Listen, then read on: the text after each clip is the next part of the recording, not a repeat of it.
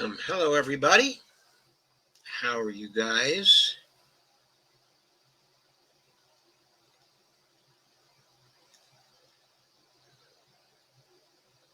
Dolores says hi, all. Kay says hi, all. Glad to see you. Dolores says sharing. Avril says here. Avril says so much news today. I couldn't hang. Rayol says, but Pelosi doesn't run the campaigns of others. Each campaign chooses their own strategy. If you believe that, I have a bridge to sell you.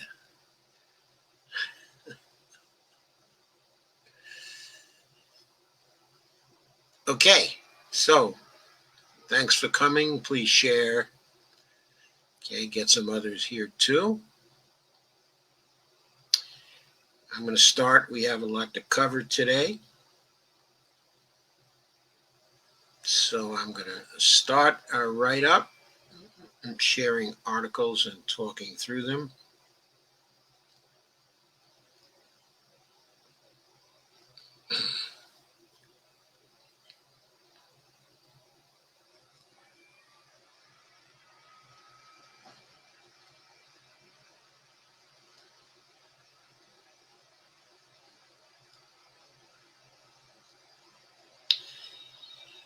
Here's an interesting piece from the American Prospect.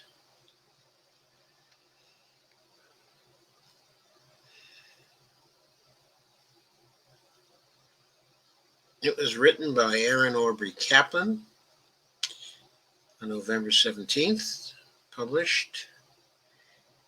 And the title of it is Black Lives Matter as Electoral Powerhouse.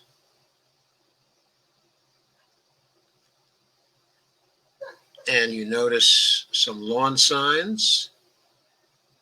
Biden 2020, make lying wrong again. Biden-Harris 2020, Black Lives Matter. Signs like this sprouted in neighborhoods across the country. So these were some signs that were seen as the author was taking a daily walk in a largely white, comfortably middle-class neighborhood close to the beach. In other words, not where I live, she says. As in much of LA, they were mostly Biden-Harris advertisements, with occasional anti-Trump slogans mixed in. Biden, quote, any mature adult 2020. One sight, though, stopped me in my tracks. Next to the Biden-Harris sign was another one for Black Lives Matter. I'd been seeing that sign since spring in neighborhoods like these, but to see the still radical notion of Black Lives Mattering literally aligned with the presidential ticket of moderate Democrats in the most racially fraught and consequential election in modern history was beyond encouraging. It said to me that finally the powerful moral idea behind Black Lives Matter has officially become a mainstream political force at precisely the moment that the Democrats, all of us really, needed one. And it's a force that's here to stay. It's certainly true in California, where BLM was born in 2013 and is an impassioned response by 3 black women to the not guilty verdict in the trial of a neighborhood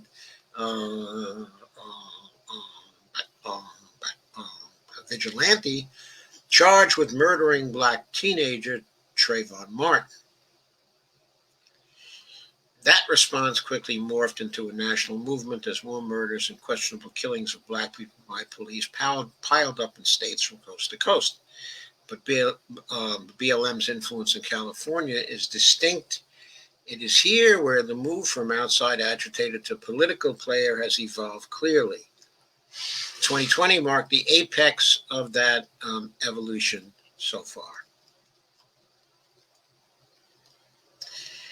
In the run-up to November 3rd, the BLM pushed voter education and endorsed social justice ballot initiatives, both the state and local level.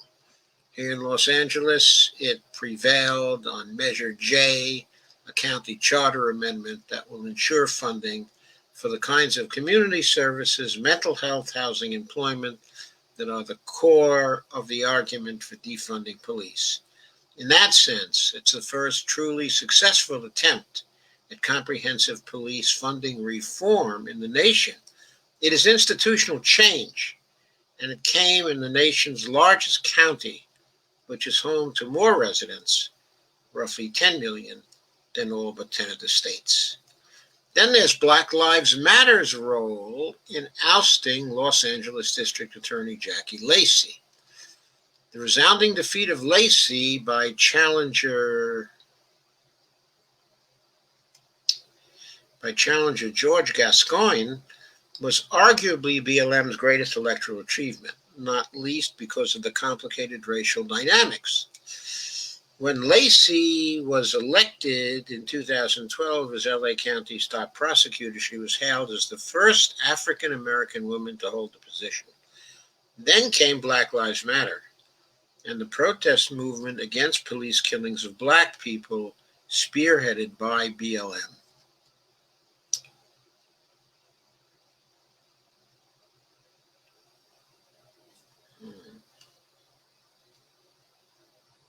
Sorry, scroll back too far. The target of the protests was not only police, but also prosecutors who repeatedly failed to hold the police criminally accountable for murder. Identified early on as one of those prosecutors, Lacey, the history-making black woman, was ultimately no match for the black women who founded BLM and who comprised much of its membership. For much of her tenure, activists in Los Angeles disrupted police commission meetings, frequently showed up at Lacey's home after she repeatedly refused to meet with them and discuss their demands. By the time the George Floyd moment exploded, Lacey had long been on the wrong side of police reform, and the sustained BLM campaign against her became a campaign for her opponent, Gascoigne, San Francisco's former district attorney and police chief, as well as a former assistant LA police chief. Gascoigne, who was Cuban and white, had built a reputation for reform and ran against Lacey on a platform for reform. Within the black community, Lacey's status as a black DA was not a political cover, but a sharp point of criticism. As an African American, she had more responsibility than most to address the crisis of cop accountability. The tradition of representational politics, of black people supporting black candidates as a matter of maintaining as a matter of actually maintaining political equity, especially in LA, crumbled under the urgency of a moment that only got bigger. It will almost certainly crumble again. At the same time, the BLM did much to shore up the time-honored tradition of turning out the black vote. But Patrisse Cullors, one of the three co-founders of BLM, who now heads the Black Lives Matter Global Network Foundation, did online how-to presentations for mail-in balloting, while BLM LA issued a voter guide. Despite its involvement in the election, BLM was careful not to equate it with endorsing the system or embracing the status quo. Cullors cited the indomitable Stacey Abrams as the best example of why grassroots movements and electoral politics have to go together, why political engagement must be part of the systemic change BLM is seeking.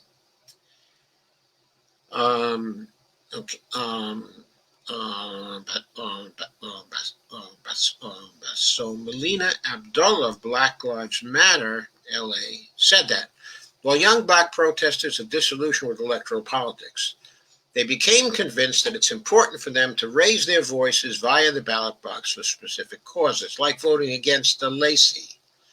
Abdullah said that Gascoigne understands that BLM will hold his feet to the fire in the same uncompromising way it did with Lacey. If necessary, they will show up at his house, too. BLM's other big success, which is Measure J, calls for LA County to set aside 10% of its unrestricted budget annually for social services, services that cannot include jail or law enforcement. As a charter amendment, it will be codified as law and not subject to the whims of annual budgets or the political preferences of county supervisors. The winning strategy enacted by BLM and other supporters, as noted by Vox, was simple but brilliant, framing Measure J not as a way to decrease police but to increase services desperately needed by black, brown, and poorer neighborhoods. It turned out that voters found that adding services rather than subtracting law enforcement was an anti-racist cause they could more easily get behind. One of the reasons BLM matters politically is that since the summer protests highlighted the need for police reform and anti-racism, it suddenly had money to burn. In October, BLM formed a pact to bolster its messages and fund racial justice-minded candidates, chiefly mayors, sheriffs, and DAs. That came on the heels of the Movement for Black Lives, a policy-oriented coalition of more than 50 organizing groups nationwide that functions as a larger black liberation movement, launching the front line, an initiative to turn out the vote among young people of color. Black Lives Matter itself, partnering with Right to Vote, led 4 national voter education projects, including a multi-million-dollar outreach campaign and an anti-disinformation initiative. Despite the progress, or alongside progress, California, the blue bastion, remains in some ways rigidly conservative. Voters defeated the proposed repeal of affirmative action at the universities, actually public universities, and refused to modify Prop 13, the so-called third rail of California politics that has limited local property tax revenue and hamstrung communities of color for 40 years. And the blue wave of 2018 that famously overtook Orange County receded a bit as Republicans regained 2 congressional seats there. Still, 2 statewide initiatives that BLM supported or opposed, respectively, Prop 17, which restores voting rights to parolees, and Prop 20, which sought to overturn some criminal justice reforms approved by voters 2 years ago, went the BLM way. The takeaway of 2020 is that anti-racism is emerging as a new rail of California politics, a fact reflected in a survey earlier this year by the Public Policy Institute of California that found 2/3 of the state's voters expressing support for Black lives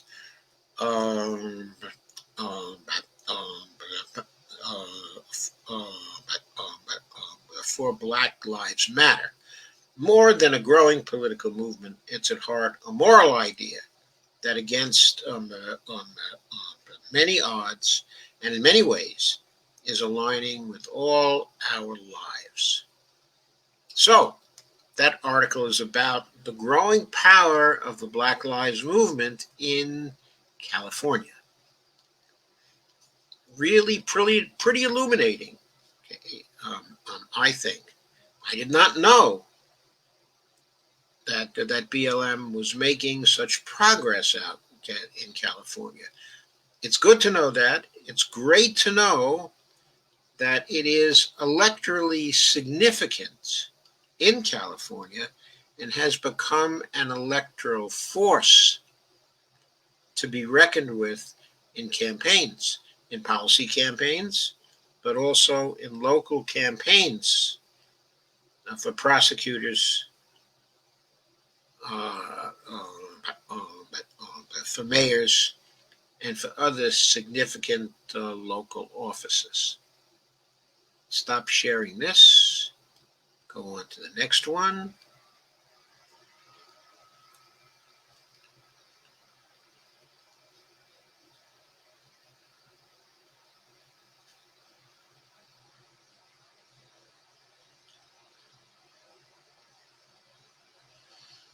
Which is about Joe Biden. Specifically, Joe Biden owes his victory to the left, no matter what the Democratic Party says. This is an article by Rebecca Chowdhury from Common Dreams, published on November 18th. The tagline says, organizers, not consultants, actually delivered key states like Pennsylvania, Arizona, and Georgia. Democrats ignore this reality at their peril. There's a picture of of an organizer canvassing a neighborhood, and some older people listening to her there. Seniors. In the aftermath of the 2020 elections, Democratic officials have sparred over who's responsible for the party's unexpected losses in the House of Representatives. And we've covered that a lot here. Corporate Democrats claim that calls to defund the police and fracking and ensure Medicare for all spooked the moderate voters and helped tip otherwise competitive congressional races.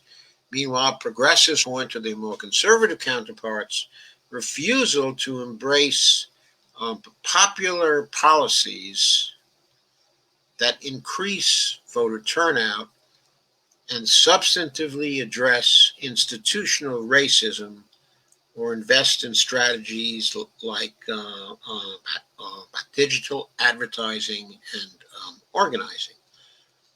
Over the past week, In These Times spoke to 9 organizations from Arizona to Georgia to Pennsylvania, each of which played a major role in turning key counties and states blue. Together, these groups showed how Black and brown communities, increasingly ignored by the Democratic Party in favor of white suburbanites, can defeat Trumpism by swinging entire states. Although the president managed to increase his vote share with people of color, these organizations' achievements reinforce the importance of mobilizing low-income voters with campaigns that address their material conditions. And she might have added their concerns. Quote, "The people who came out to vote were incredible," said Dina Paredes, a California hotel worker who was laid off during the pandemic and joined canvassing efforts in Arizona through her union, Unite Here. Quote, "They had never voted before in this country," unquote. Dina Paredes is from El Salvador and has lived in the U.S. for 25 years. As a temporary protected status holder, TPS, she received a work permit under a humanitarian program set to expire in 2021 after the Trump administration succeeded in eliminating protections from deportation for around 400,000 beneficiaries. She said, quote, "I have TPS, so I get butterflies in my stomach when I talk about this," she continues in Spanish. Quote again, "What we achieved is historic. I'm going to recount it to my children, grandchildren, and great-grandchildren. But our fight isn't over. This is only the beginning," unquote. For decades, the Democratic Party has invested in pre-election canvassing that allows volunteers to speak directly to swing state voters about their candidate of choice. Due to the pandemic, however, the Biden campaign did not approve this kind of door-to-door outreach until October, focusing instead on TV advertisements, text messages, emails, and virtual events. There to pick up the slack were groups like Unite Here, which began its canvassing in the summer and completed its work without a single one of its 1,700 volunteers contracting COVID-19. Quote, "You don't beat Trumpism with ads, you beat it with organizing," said Jacob Swenson Lengyel, Director of Communications at Pennsylvania Stands Up, a coalition devoted to building people power across the state. Swenson Lengyel explained, that volunteers engaged communities in lengthy conversations about how they were caring for one another during the pandemic and what it would mean to have a government that did the same. In all, the organization spoke to over 400,000 eligible voters. By establishing relationships with community members that will last well beyond the 2020 election, organizations like Song Power, SONG Power, a grassroots efforts focused on the South, offer a powerful model for base building. We need to be oriented toward slow and respectful work, unquote, says organizing lead Jade Brooks, and quote again, how do we combine that approach with an electoral cycle that's all about immediate impact? Part of the answer is to invest in building community-based and rooted organizations that are going to stick around long after the elections and will invest in the leadership of Black and brown leaders who have been doing the work rather than consultants, unquote.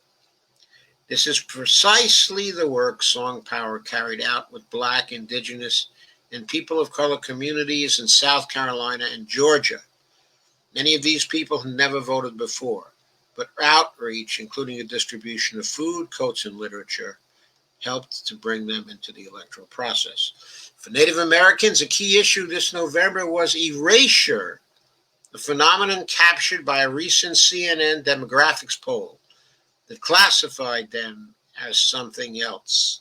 Following Donald Trump's upset victory in 2016, groups like Four Directions and the Native Organizers Alliance, among others, carefully studied how this population could determine the outcome of key swing states, leading to the first Native American presidential forum.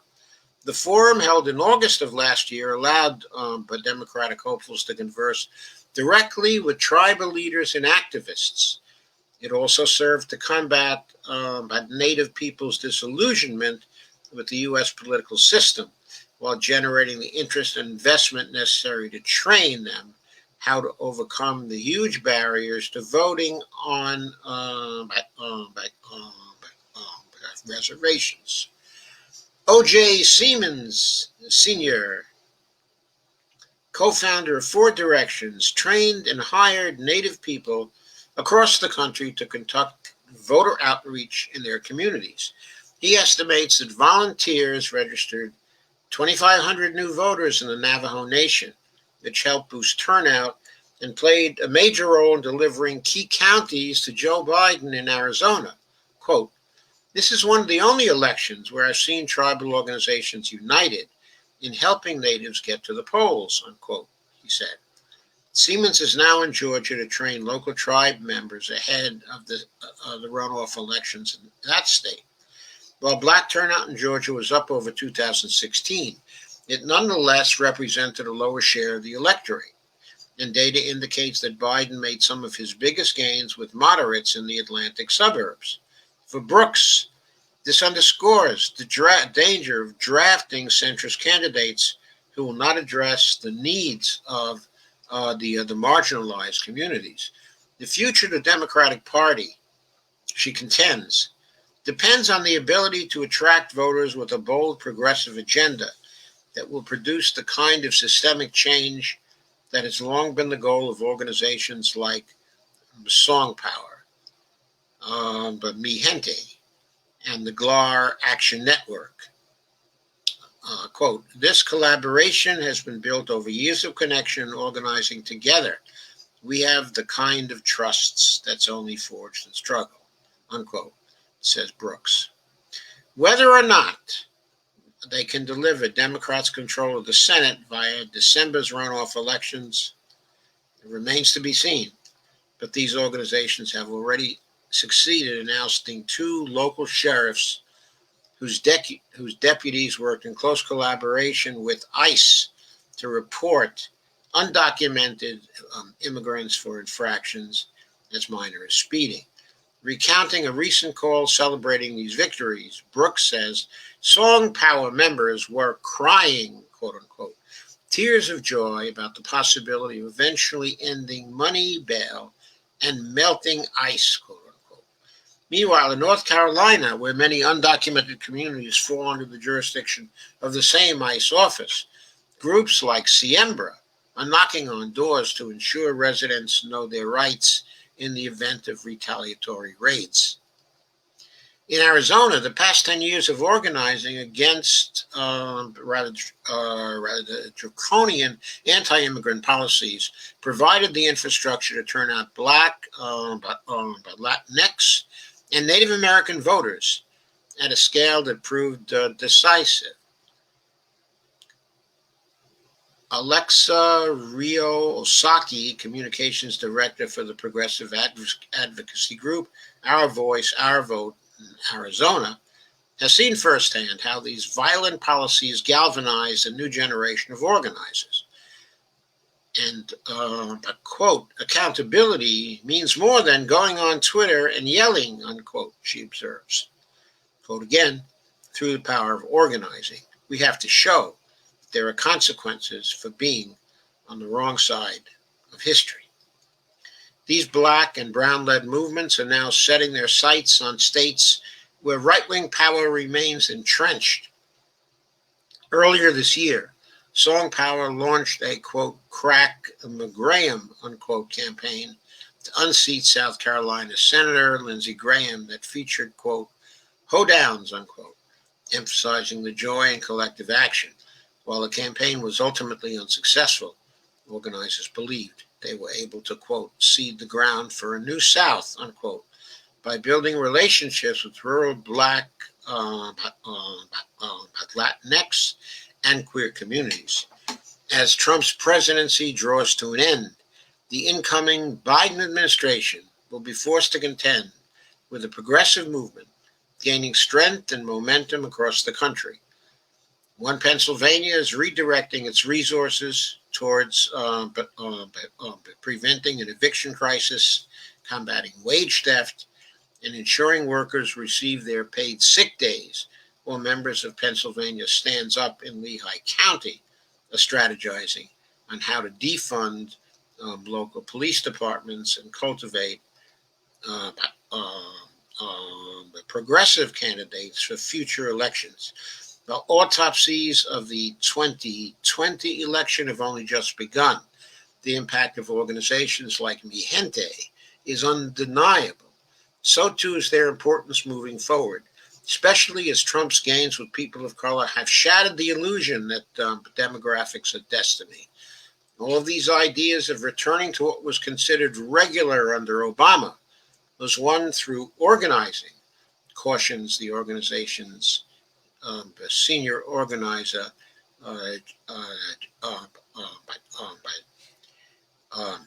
Jacinta Gonzalez.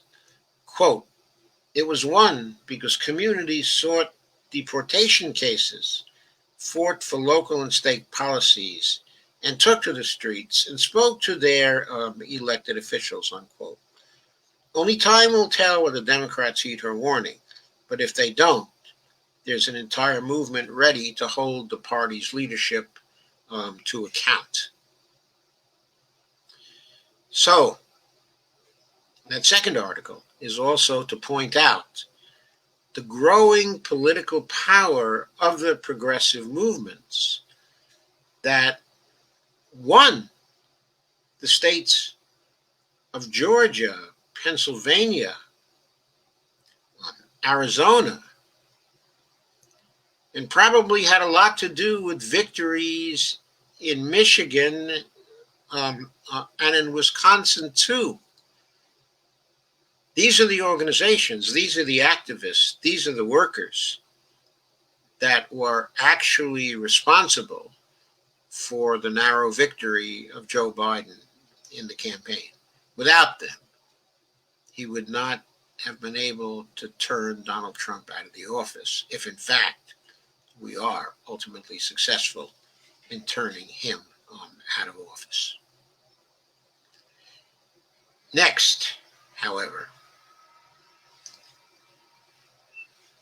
commensurate with their achievements, activist groups are now asking for Payback. And the way that they're asking for payback is by objecting to moves recently made by Biden. For example, there is considerable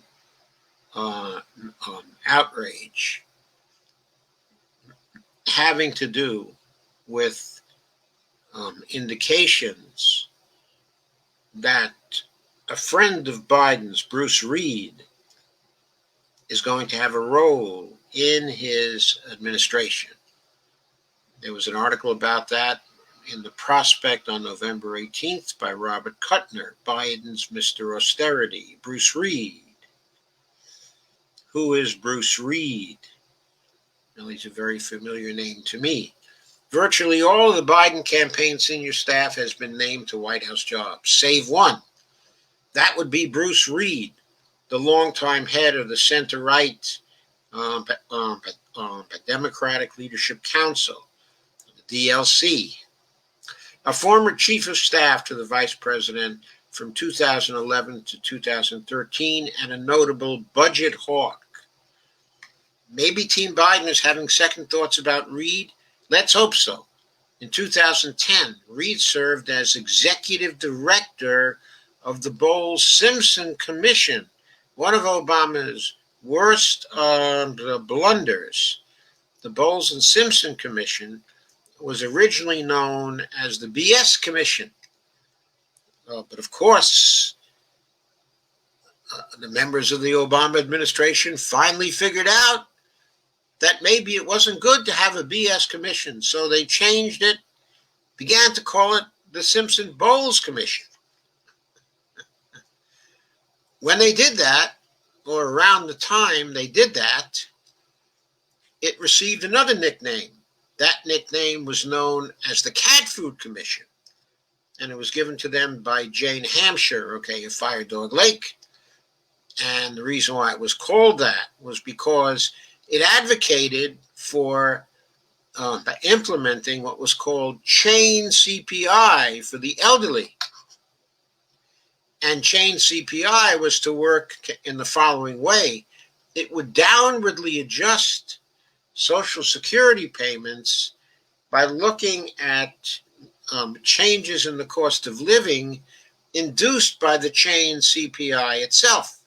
So, for example, if recipients of Social Security were to decide to economize by no longer buying steak, but shifting to chicken instead, the chain CPI would note the lower cost of living due to the fact that elderly people had switched to chicken and would reduce their Social Security payments accordingly by using the chained version of the CPI as a cost adjustment. And if then they responded, because times were getting tougher, they responded by shifting to cat food, then the CPI for the elderly would reflect the shift to the cat food and reduce Social Security payments even more. So, of course, that's how the commission got the name of the Cat Food Commission. So the commission was created in order to put the federal budget on an automatic pilot to deficit reduction, long before the economy was in post-collapse recovery, which was never much of a recovery for Social Security recipients, and never much of a recovery for people who were generally part of the workforce. In other words, the people that we now refer to as the essential people in the economy, that we must have them go to work so the rest of us can stay home. The premature, even when in most cases we work from home, the premature pivot to austerity was a major factor in the Democrats' record-breaking loss of 63 House seats in November 2010 midterm election. As executive director of the BS Commission, if you'll forgive me, I'll continue to refer to it as the BS Commission. Reid was not only, when I'm not calling it the Cat Food Commission, Reid was not only an austerity advocate himself, he brought on unpaid staffers from leading austerity organizations funded by Peter G. Peterson, the Peterson Foundation. When Reid was named to a senior job in the Biden campaign last January, the Peterson-funded Committee for a Responsible Federal Budget, the group run by Maya McGinnis, a favorite disciple of Peter G. Peterson, the late Peter G. Peterson, I should say. I'm not going to call him the late, great Peter G. Peterson. The late, ungreat Peter G. Peterson. The CRFB, Committee for a Responsible Federal Budget, a group bent on cutting Social Security, cheered, quote, "We can't think of a better person for the job," CRFB said in a statement. Of course not. The only person who would be better than that for the job would be Nancy Pelosi and her Paygosi. One of Biden's first and most important decisions will be whether to give recovery priority over deficit reduction. If there ever was a time for large-scale deficit-financed public investments, it is now. But the undertow of conventional wisdom, bad fiscal advice, and old Washington cronies remains potent. We dodged a bullet when Reid was passed over for Biden Chief of Staff in favor of Ron Klain. How about a nice ambassadorship for Reid? Maybe to a threadbare country that drank the austerity Kool-Aid. I wouldn't wish that fate on such a threadbare country, even if they did drink the austerity Kool-Aid. If Biden has his head screwed on, he'll keep this guy far away from the White House policy making, says Kuttner, Bob Kuttner. And of course, he is quite right about that. But he wasn't the only one to sound off about that.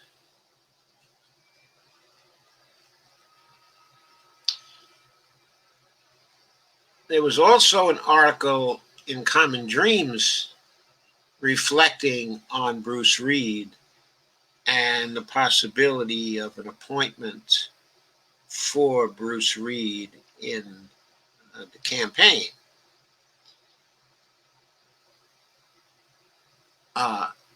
In this article, which was published by Common Dreams today,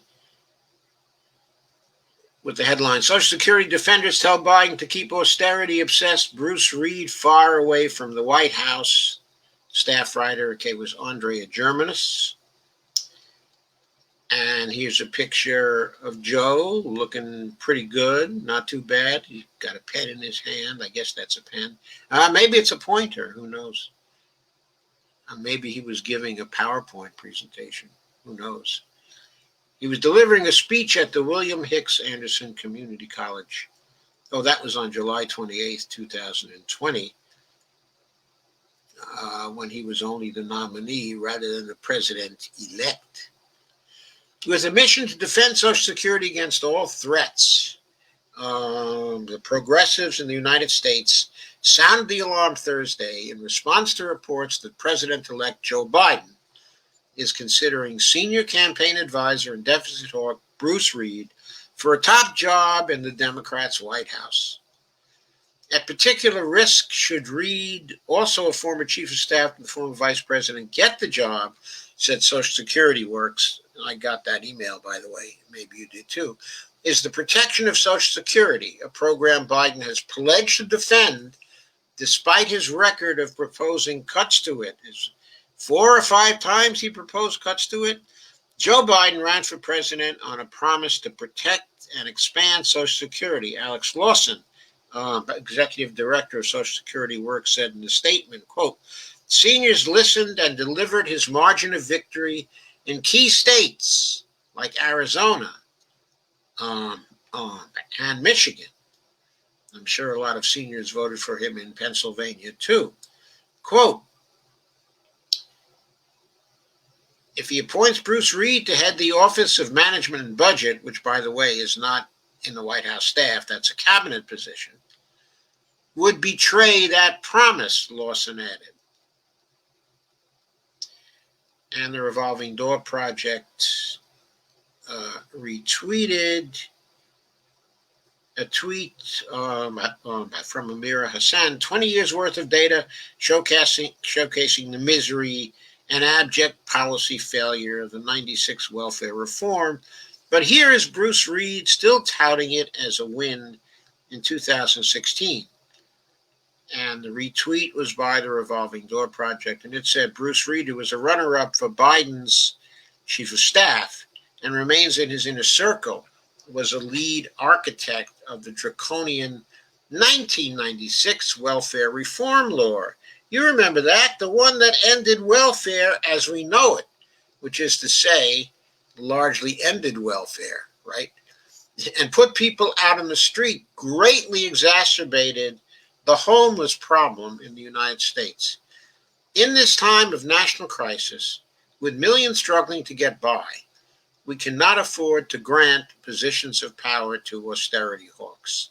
And of course, I couldn't agree more. What we need now is deficit spending. Biden said today we need to deficit spend. And he pointed out we can deficit spend. And yesterday, in a Zoom call he had with some people, he pointed out that we had to deficit spend. And the reason why we had to, because the states are running up against austerity right now, and they, unlike the federal government, do not have the power and capability to deficit spend. So Biden has been getting a bit of MMT, I think, fed into his head. But anyway, that's a good sign. But here is Bruce Reed still touting it as a win in 2016. And I'm not going to play that video. Detailing some of Reed's background, driving the worry of the progressives, The Intercept reported in January, Reed, a long-time Biden aide, played a central role in advocating cuts to the New Deal era. As a co-founder of the DLC, as the top staffer for a controversial commission dedicated to slashing the deficit, and then as Biden's chief of staff during the Obama administration. In Washington, D.C., would be the last high-level staffer a campaign would bring aboard if it was genuinely intent on expanding, not cutting, Social Security.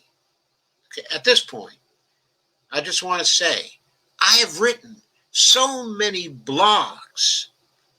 I have written 4 books, actually 5 ebooks, critical of austerity. The 5th one was about austerity in Greece. The other 4 were about austerity generally and austerity here in the United States.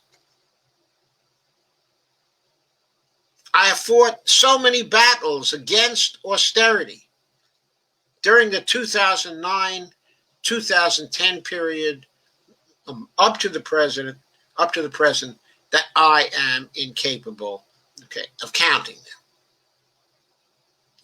Austerity is never necessary for the United States, never necessary, except in the case of demand pull inflation. And we have not had any demand pull inflation for a very long time in the United States. Not for 40 years.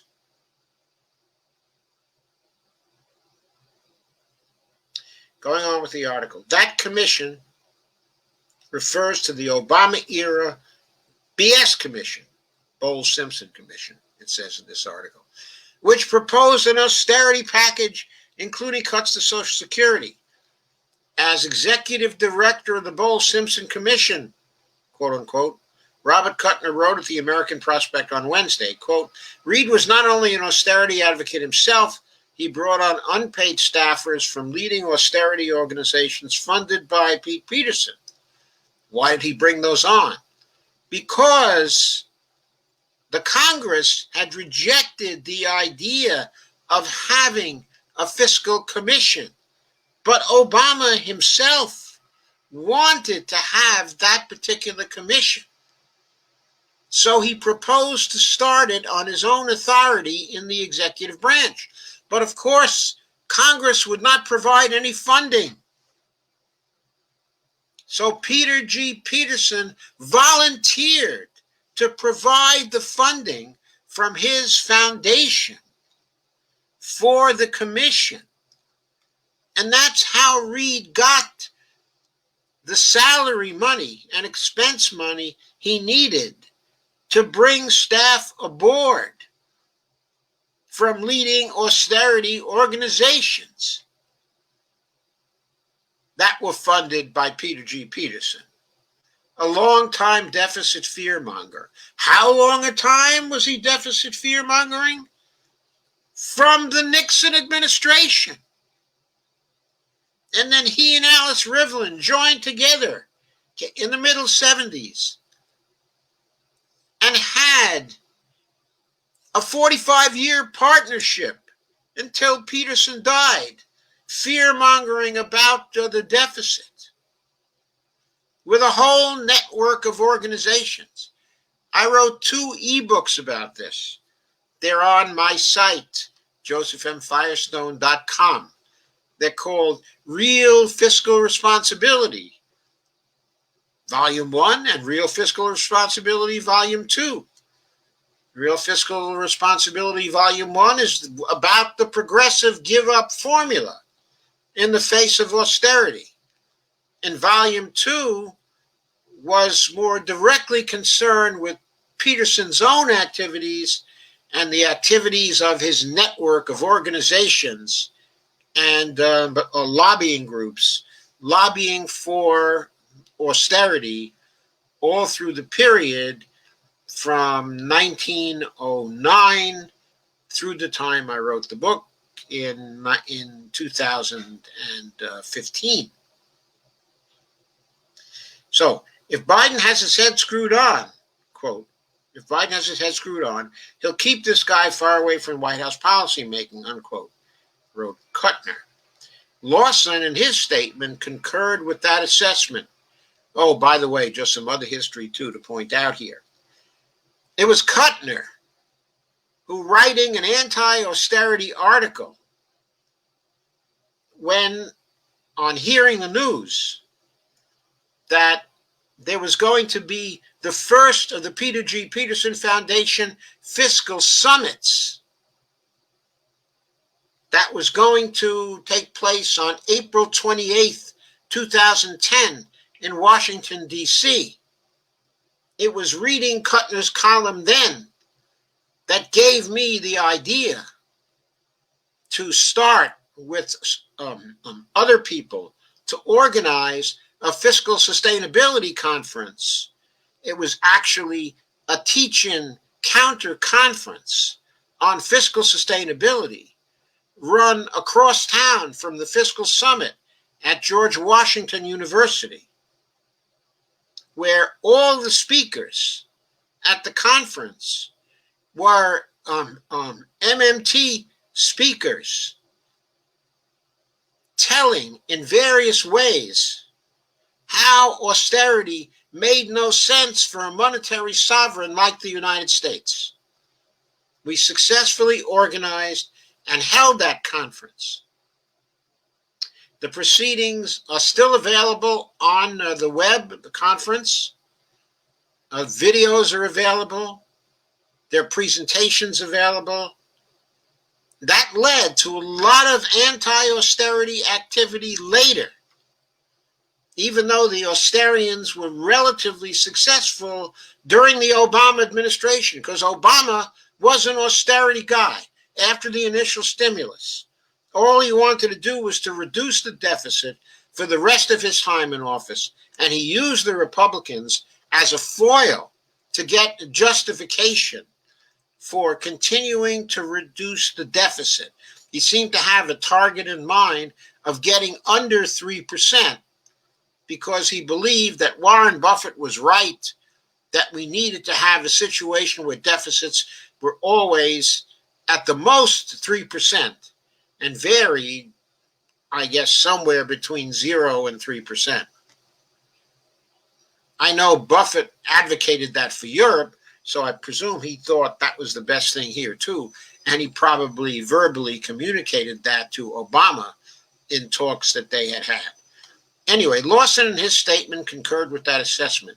Reid, quote, has a decades-long obsession with austerity at a time when we need massive government spending to bring us out of the worst national crisis since the Depression. Alex Lawson, by the way, first came to prominence as a young activist who went to the BS Commission and stood outside the door of the BS Commission until he could get an interview with Alan Simpson, okay, who was coming out.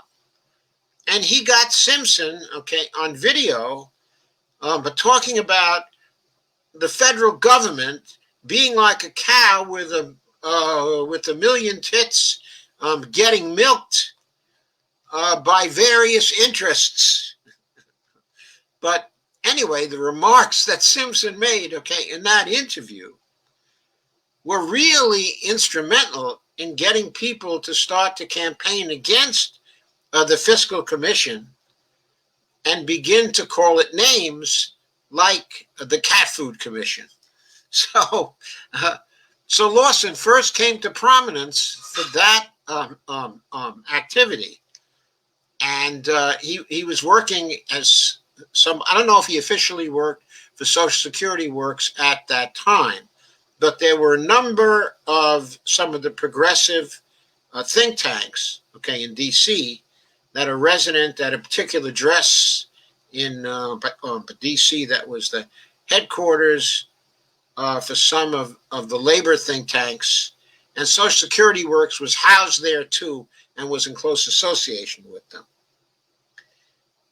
So anyway, all these things, okay, interrelated. But, quote, Biden must keep his promises to seniors by keeping Reid far away from the White House, he continued. There's plenty more evidence to back up that particular demand.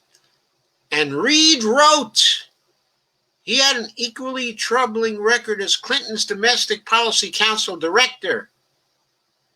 Reid wrote the draconian 1996 law that ended welfare as we know it. And he led the 2010 Simpson-Bowles Commission that called for Social Security cuts. He also worked closely with then Senator Biden on criminal justice policy while in the Clinton administration helped pass the 1994 crime bill. As Jeff Hauser noted, by the way, I'm quoting from a tweet from the Revolving Door Project.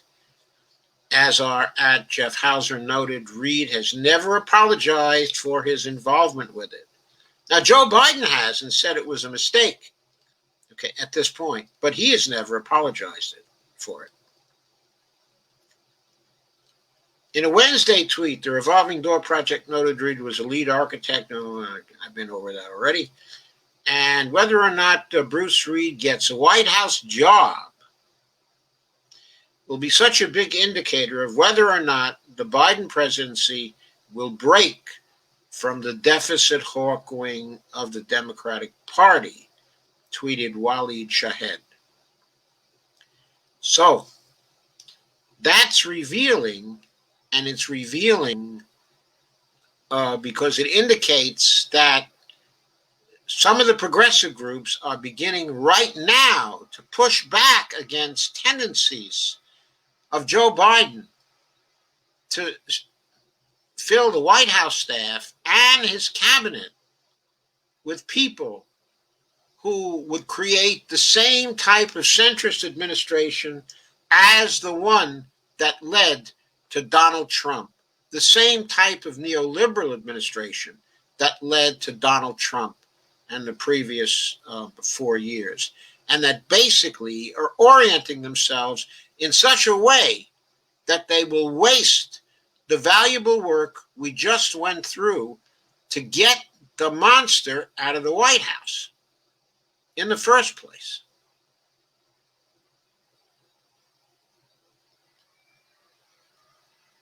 Next.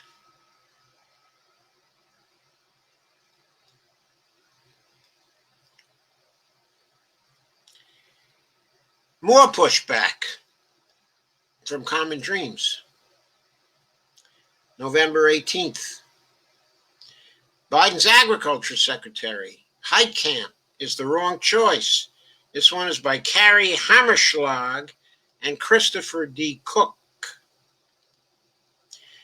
We cannot afford an old-school agricultural secretary who maintains today's disastrous status quo when the job calls for a bold change agent. And as Biden is weighing agricultural secretary candidates, will his pick reflect his ambitious goals to reduce greenhouse gas emissions and make agriculture more sustainable and socially just? Or will he bow to pressure from agribusiness and corporate interests and choose a conservative throwback like former North Dakota Senator Heidi Heitkamp, who voted with Trump nearly 70% of the time, and who Trump nearly picked for the job in 2017? Can you imagine? Biden is considering appointing a senator who voted with Trump nearly 70% of the time. Why did we waste our time voting for Joe Biden if we did? Why, when he was just going to turn around and appoint people who voted with Trump nearly 70% of the time? Heitkamp's record reveals a staunch defender of yesterday's status quo, says the article, of industrial agribusiness and fossil fuels, rather than the change that's needed for our times. To create forward-looking policies to sustain our food system, Biden should consider a much better alternative who has publicly expressed interest in the job. Representative Marcia Fudge, Democrat of Ohio. Fudge, who has the backing of the Congressional Black Caucus and serves as chair of the Nutrition Subcommittee on the House Agriculture Committee, is a longtime advocate for nutrition programs, food workers, family farmers, and the environment. More than 150 groups across the nation have signed a letter urging Biden to withdraw Heidi Heitkamp's name from consideration. Quote, Heitkamp is the wrong choice for the U.S. Department of Agriculture, USDA, because she has aligned herself with corporate agribusiness against small farmers, supports fossil fuel interests, and holds conservative views that are out of step with the Democratic Party and the majority of Americans. Well, that's great. But what about the fact that Nancy Pelosi holds conservative views that are out of step with the Democratic Party and the majority of Americans? That's not in the article. That's my commentary on it. I'll take that up later.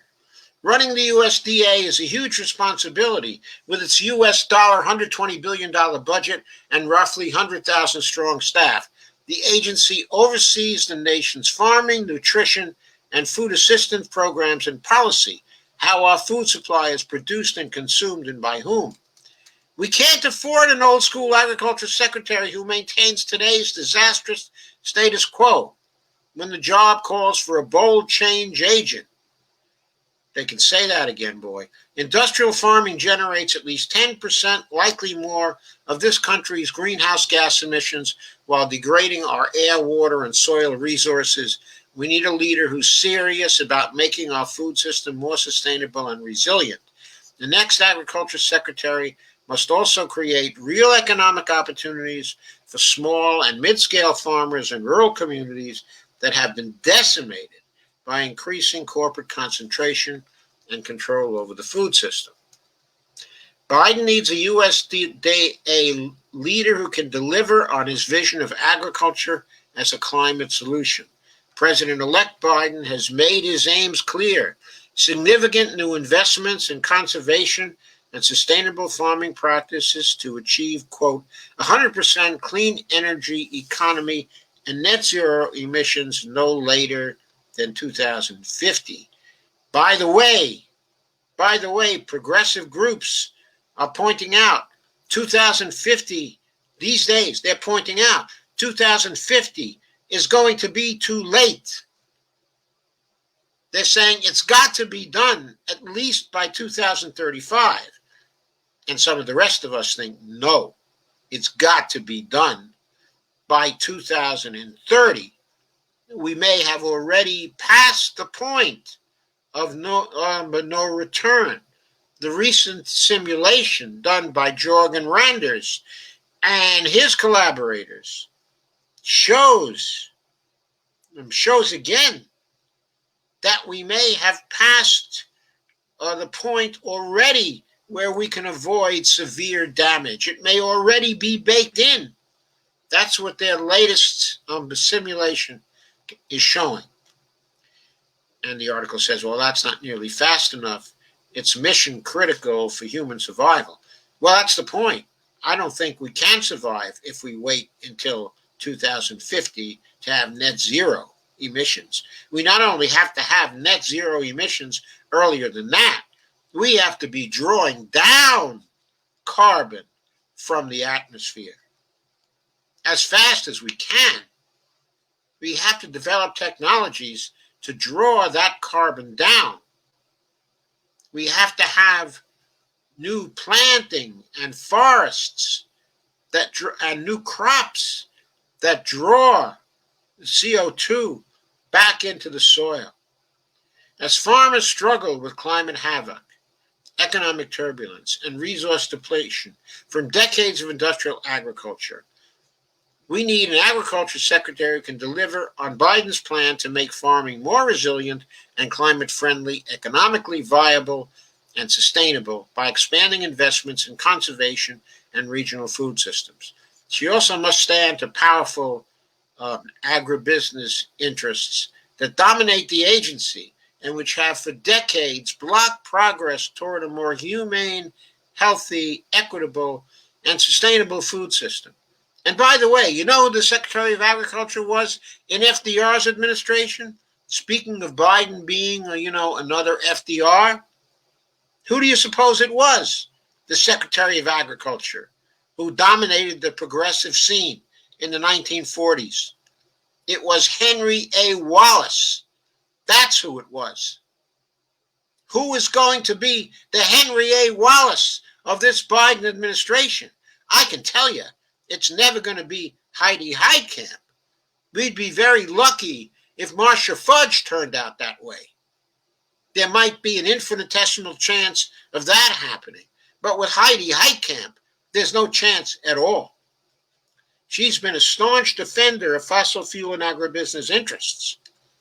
She's the wrong person, the article says, to steer today's agriculture away from energy-intensive industrial monoculture and factory farming toward diversified regenerative farming that will be critical for meeting Biden's climate goals. Heitkamp has accepted tens of thousands of dollars in donations from giant agribusiness companies, including Bayer, Monsanto, Archer Daniels Midland, Syngenta, and Cargill. As a senator who received more than $600,000 from fossil fuel interests, Heitkamp was a reliable defender of fossil fuels. And if I recall correctly, Heitkamp was only a senator for 6 years. I think, unless she first got in 2006, but I don't think so. Anyway, Heitkamp was a reliable defender of fossil fuels, voting with Republicans to block a carbon tax bill in 2013.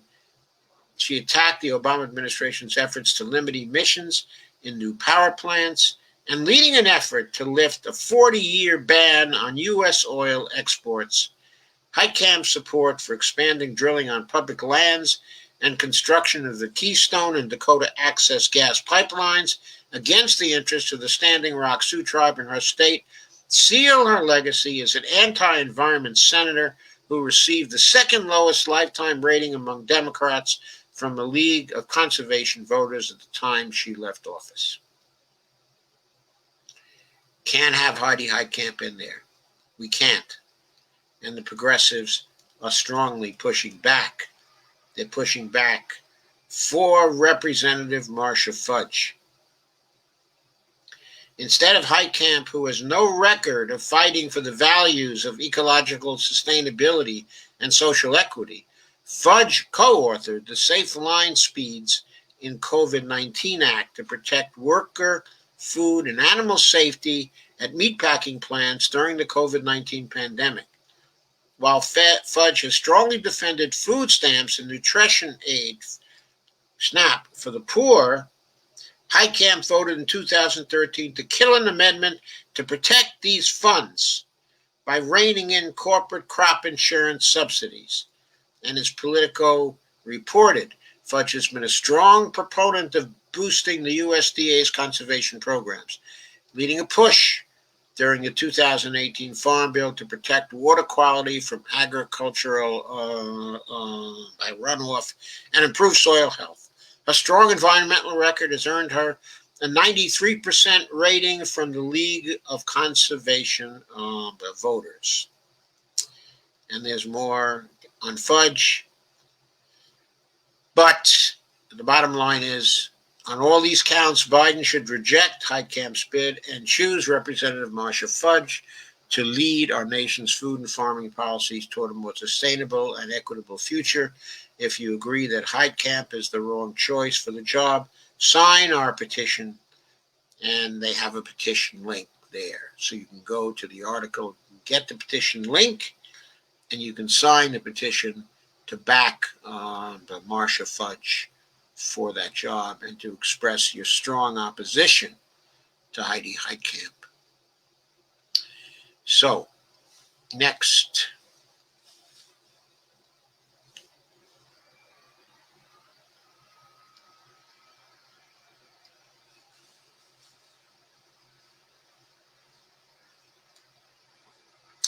Indigenous and progressive activists and lawmakers plan rally at the DNC to push Biden in a greener direction. And that was written by Brett Wilkins on November 18th. He's a staff writer at the Common Dreams, and there's a picture of an environmental justice rally in San Francisco on September 8th, 2018, some time ago. Anyway, they were going to hold a rally today in Washington, D.C. Scheduled speakers were to include Tessina Smith of the Cheyenne River Grassroots Collective, as well as U.S. Reps Ro Khanna, Alexandria Ocasio-Cortez, Ilhan Omar, and Representative-elect Jamal Bowman, the Democrat of New York. All the lawmakers are staunch supporters of the Green New Deal. And also Kia Chatterjee was going to be one of the speakers. John Henry Williams of the Sunrise Movement. Also Margaret Quateng of the Grassroots Global Justice Alliance. And Jess Morales-Raqueto of Care in Action are also set to address the socially distanced rally.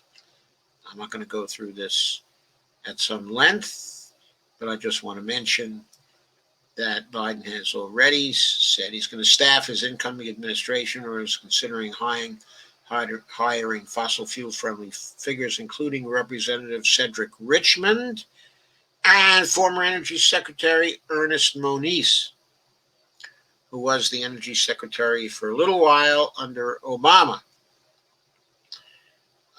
There was a reaction from Varshini,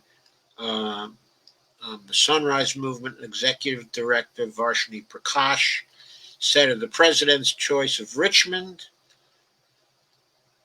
that it felt like a betrayal because he's taken more donations from the fossil fuel industry during his congressional career than nearly any other Democrat. And that's all I'll say about that particular article, because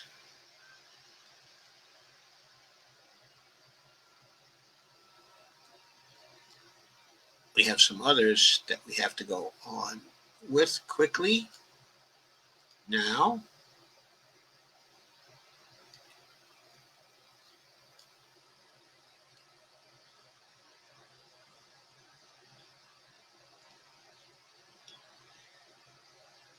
All this is by way of pushback, of saying, we helped you get in, we want payback. Nearly 20 dozen groups demand Biden cancel all federal student debt on day one by executive order. This one's by Kenny Stansel. It was written today. We cannot wait a second longer for debt relief when we know the president has the authority to cancel student debt on day one. More than 235 nonprofit and community organizations on Wednesday sent a letter to President-elect Joe Biden and Vice President-elect Kamala Harris, urging them to, quote, use executive authority to cancel federal student debt on day one of their administration, unquote. Quote, Biden can and should cancel student debt on day one of his presidency, unquote, said Ashley Harrington, federal advocacy director and senior counsel at the Center for Responsible Lending in a joint statement. Quote, short-term payment suppression alone is not enough to help struggling borrowers who are unemployed, already in default, or in serious delinquency.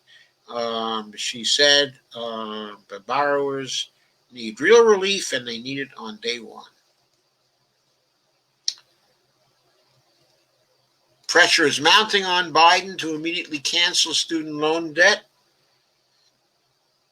Chuck Schumer and Elizabeth Warren have called on Biden to vanquish $50,000 of federal student loan debt per borrower with the stroke of a pen, as opposed to waiting for legislation. The president-elect has so far proposed something far weaker, much to the chagrin of the left. Yeah, Biden talked about paying off up to $10,000 in private, non-federal student loans for economically distressed borrowers. I think most of them are economically distressed. Huge debts. Lee Carter, a Democratic Socialist representative in the Virginia State Legislature, tweeted that Biden's means-tested approach to student loan debt forgiveness shows how the right wing of the Dems waters down good policy goals to where almost nobody is effective, but they can still claim a victory. Lee Carter's absolutely right. They can claim a victory, but we know it's not really a victory for people. It's just for show. It's just a show. Quote, we cannot wait a second longer for debt relief when we know the president has the authority to cancel student debt on day one, unquote, said Natalia Abrams, the executive director of the nonprofit advocacy group Student Debt Crisis. And Percy Hsu, the director of the National Consumer Law Center's Student Loan Borrower Assistance Project, explained that, quote, student loan borrowers are drowning in debt caused by a system that has been inequitable and broken for decades. Yeah. I mean, I know 55-year-old people and older people who have never been able to get rid of their student debt, not because they were profligate or anything else. They've been struggling for years because while this debt has multiplied and interest on it has multiplied over a period of time, wages for jobs have remained static, and the cost of living has gotten higher and higher, and people cannot pay back those debts. If debts can't be paid back, they won't be paid back, and they need to be liquidated. They are a burden that is draining our economy, and the progressive groups are now pushing back aggressively to call for the end of student loan debt. Signatories to the letter include the American Federation of Teachers, the National Education Association, the Education Trust, the Hispanic Federation, the NAACP, the National Urban League, Unidos US, League of United Latin American Citizens, LULAC, it's called, National Women's Law Center, the SEIU, Service Employees International Union, that is, the UE, the United Electrical Radio and Machine Workers of America, the Coalition on Human Needs, Children's Defense Fund, the American Psychological Association. Okay, I could go on and on and on. I'm not going to. You get the point. These are very respectable and well-known organizations calling for Biden to get rid of student debt on day one. And he has the authority. Department of Education has the authority. It's called compromise and settlement. They can cancel all the student loan debt that is owned by the federal government. And right now, most of it is owned by the federal government. And the stuff that's owned by the federal government won't require any buyer leave from Congress to get rid of. And I covered that just yesterday from an article by Dave Dayen at The Prospect. So, and today, from Common Dreams by Julia Conley, we simply cannot afford half measures. Sorry, I have to share that with you.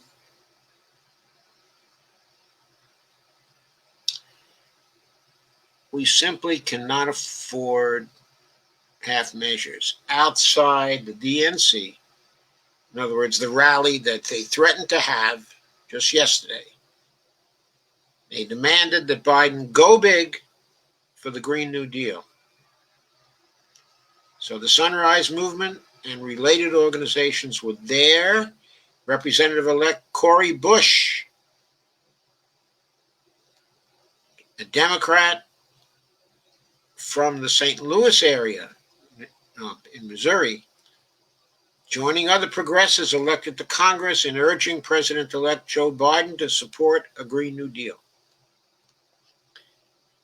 And they demanded that President-elect Joe Biden, quote, be brave, unquote, and work to pass a bold agenda aimed at combating the climate crisis.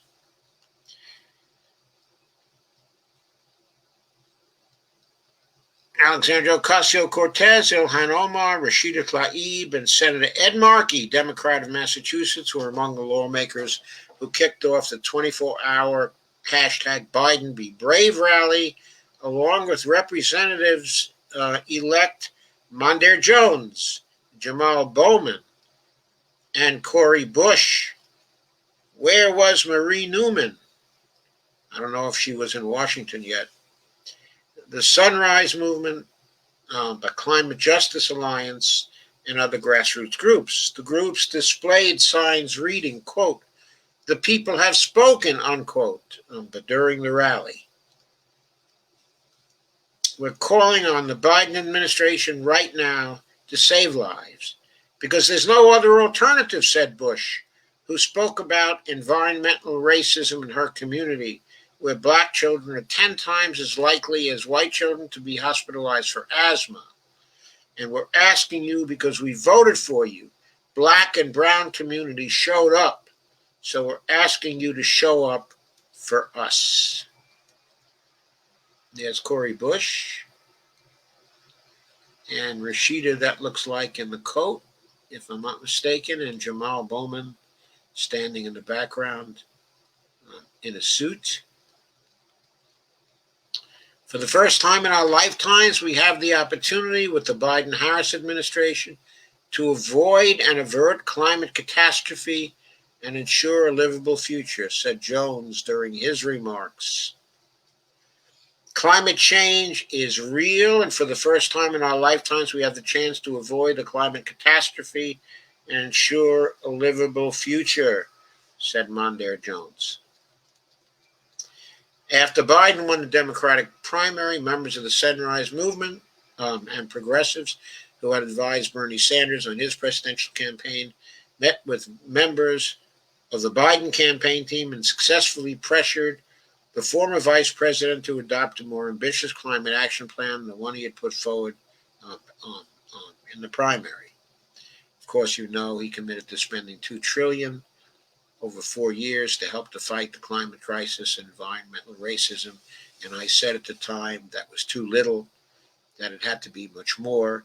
It had to be much more like the Sanders plan of spending an average of $1.6 trillion every year. to help fight the climate crisis and environmental racism. But this week, the Sunrise Movement accused Biden of a betrayal when he named Cedric Richmond, a Democrat of Louisiana, the fifth largest recipient of fossil fuel money in the House Democratic Caucus, as his liaison between corporations and climate change activists. That's ridiculous. That's ridiculous.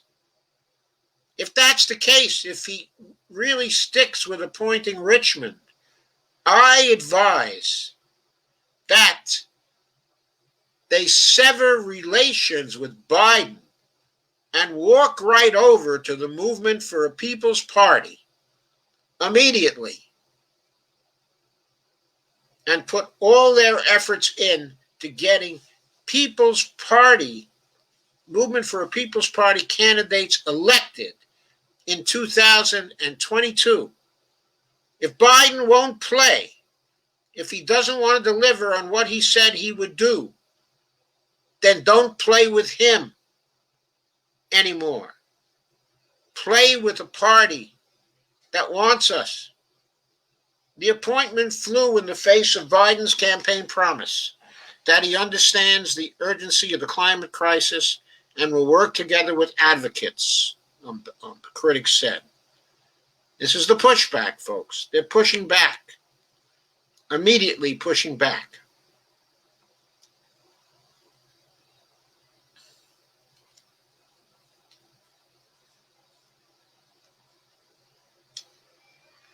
Quote, our lives, our people, and our solutions must be respected and seen every day as important as our votes every 2 and 4 years, unquote, said Anthony Carifa Rogers Wright, a policy coordinator for Climate Justice Alliance, on Thursday.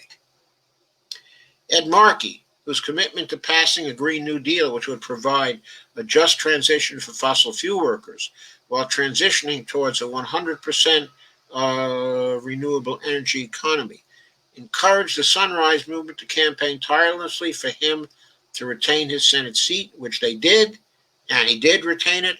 Also called on Biden to remember the voters who helped secure his victory.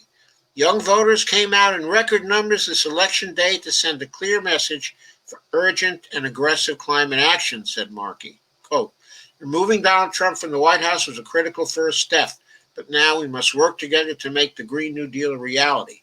We simply cannot afford half measures in this effort to save our economy, our democracy, and our very civilization. Ed Markey credited the movement with helping to bring climate action champions Bush, Jones, and Bowman to Congress, and Marie Newman as well.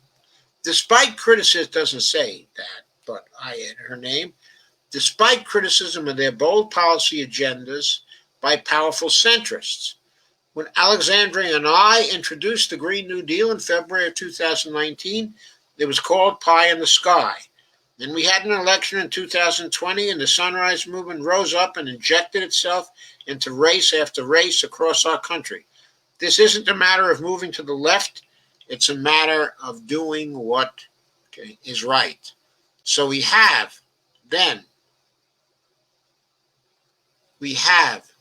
the work in the election by activists and groups getting Biden elected in key states, without which he could not have become the president elect. Now we have pushback from the progressives who are demanding things. And in the middle of this, we also have the news. That Nancy Pelosi has said she wants to stay on as Speaker. In fact, she said she would stay on as Speaker. And in caucus meetings over the last couple of days, according to an article in Politico, nobody else contended with her and said they would run for the speakership too. She was the only one who declared her candidacy for the speakership. and she was joined by her leadership team. And the caucus supposedly selected her leadership team to return once again. All the people we love so much: Jim Clyburn, Steny Hoyer, Hakeem Jeffries, okay, and Pelosi herself. The only change was they came up with a new assistant speaker, Catherine Clark from Massachusetts. Nobody else said they would run against her. And I want to emphasize what's going on here. This was an informal meeting by the Democrats. She called an informal meeting of the caucus. And that's what happened in the meeting for the caucus. Now, that doesn't make her Speaker of the House. Some people have been saying, she's Speaker of the House now. She's still Speaker of the House. She's still going to be Speaker of the House. That's not determined until January 3rd, till the new Congress comes into session, till a new House comes into session. Then they have to vote for the Speaker. It's not official until then. Things can change between now and then. I think progressives ought to push Pelosi to resign. She and her leadership team blew the election. They lost seats for the Democrats. I'm not sure what the final tally is at this point, but I think it looks like they're going to lose at least 8 seats and come in with a margin of 225 to 210 for the Republicans. That is only 8 votes. 218 votes takes the speakership. That's 7 votes away. If they fall to 217 votes, and there's 218 on the other side, she's denied the speakership. There are now 8 members of the squad.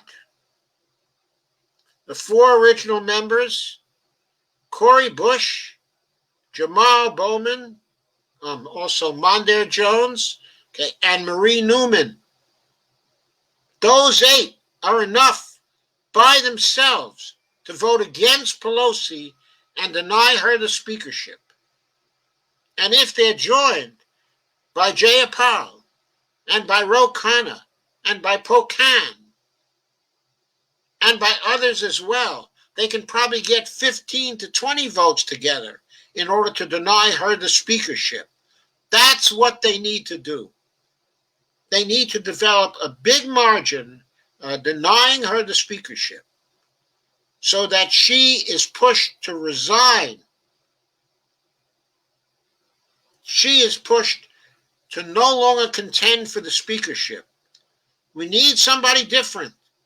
Not only did she lose seats, she got outfoxed by Mitch McConnell and let millions down during the crisis by not forcing long-term relief as the price for agreeing to the big business money cannon in March of 2020. Then Mitch McConnell wanted that money cannon very badly, and so did Donald Trump. She could have gotten one she wanted. She could have pointed out that money cannon can be turned into $4.6 trillion of help for big business. What I want is provisions in this bill to provide the help that people are going to need for the duration of the COVID crisis, however long it lasts. We don't know how long it's going to last. We do know that people have to have the money. They have to remain attached to their jobs, and they have to have the money to stay home until the COVID crisis is contained, until it is an infrequent occurrence in our country. And we need to pass a bill now that is large enough that it's going to do that. And if you don't vote with me along with this, you don't get the money cannon. That's what she needed to do. And she didn't have the guts to do that. And when people started to mention after the fact that she made a mistake there, she denied it and told everybody, don't worry, there are going to be lots of other chances. There's going to be great state and local. Don't worry, good aid for state and local governments. It's coming. There'll be more chances. Guess what, folks? There were no more bills. That was the only relief bill. Mitch got what he wanted. Donald got what he wanted. Donald got enough that people still went into the election thinking that Donald was better on the economy than Joe Biden. Insane. The guy that had the economy shut down for so long because he wouldn't go after the virus, people didn't really connect the two in such a way as to blame Trump for the problems. Anyway, they got what they wanted. She didn't get enough help for people. The help started to go by the end of July, and people are now in a desperate situation nearing the end of the year because she screwed up. It was during the worst of the pandemic, in March, just before it peaked, in April, and she kept the House at home, and she and a few people ran the House by themselves. They didn't talk with other Democrats about it. They didn't deal with other Democrats about it. Excuse me.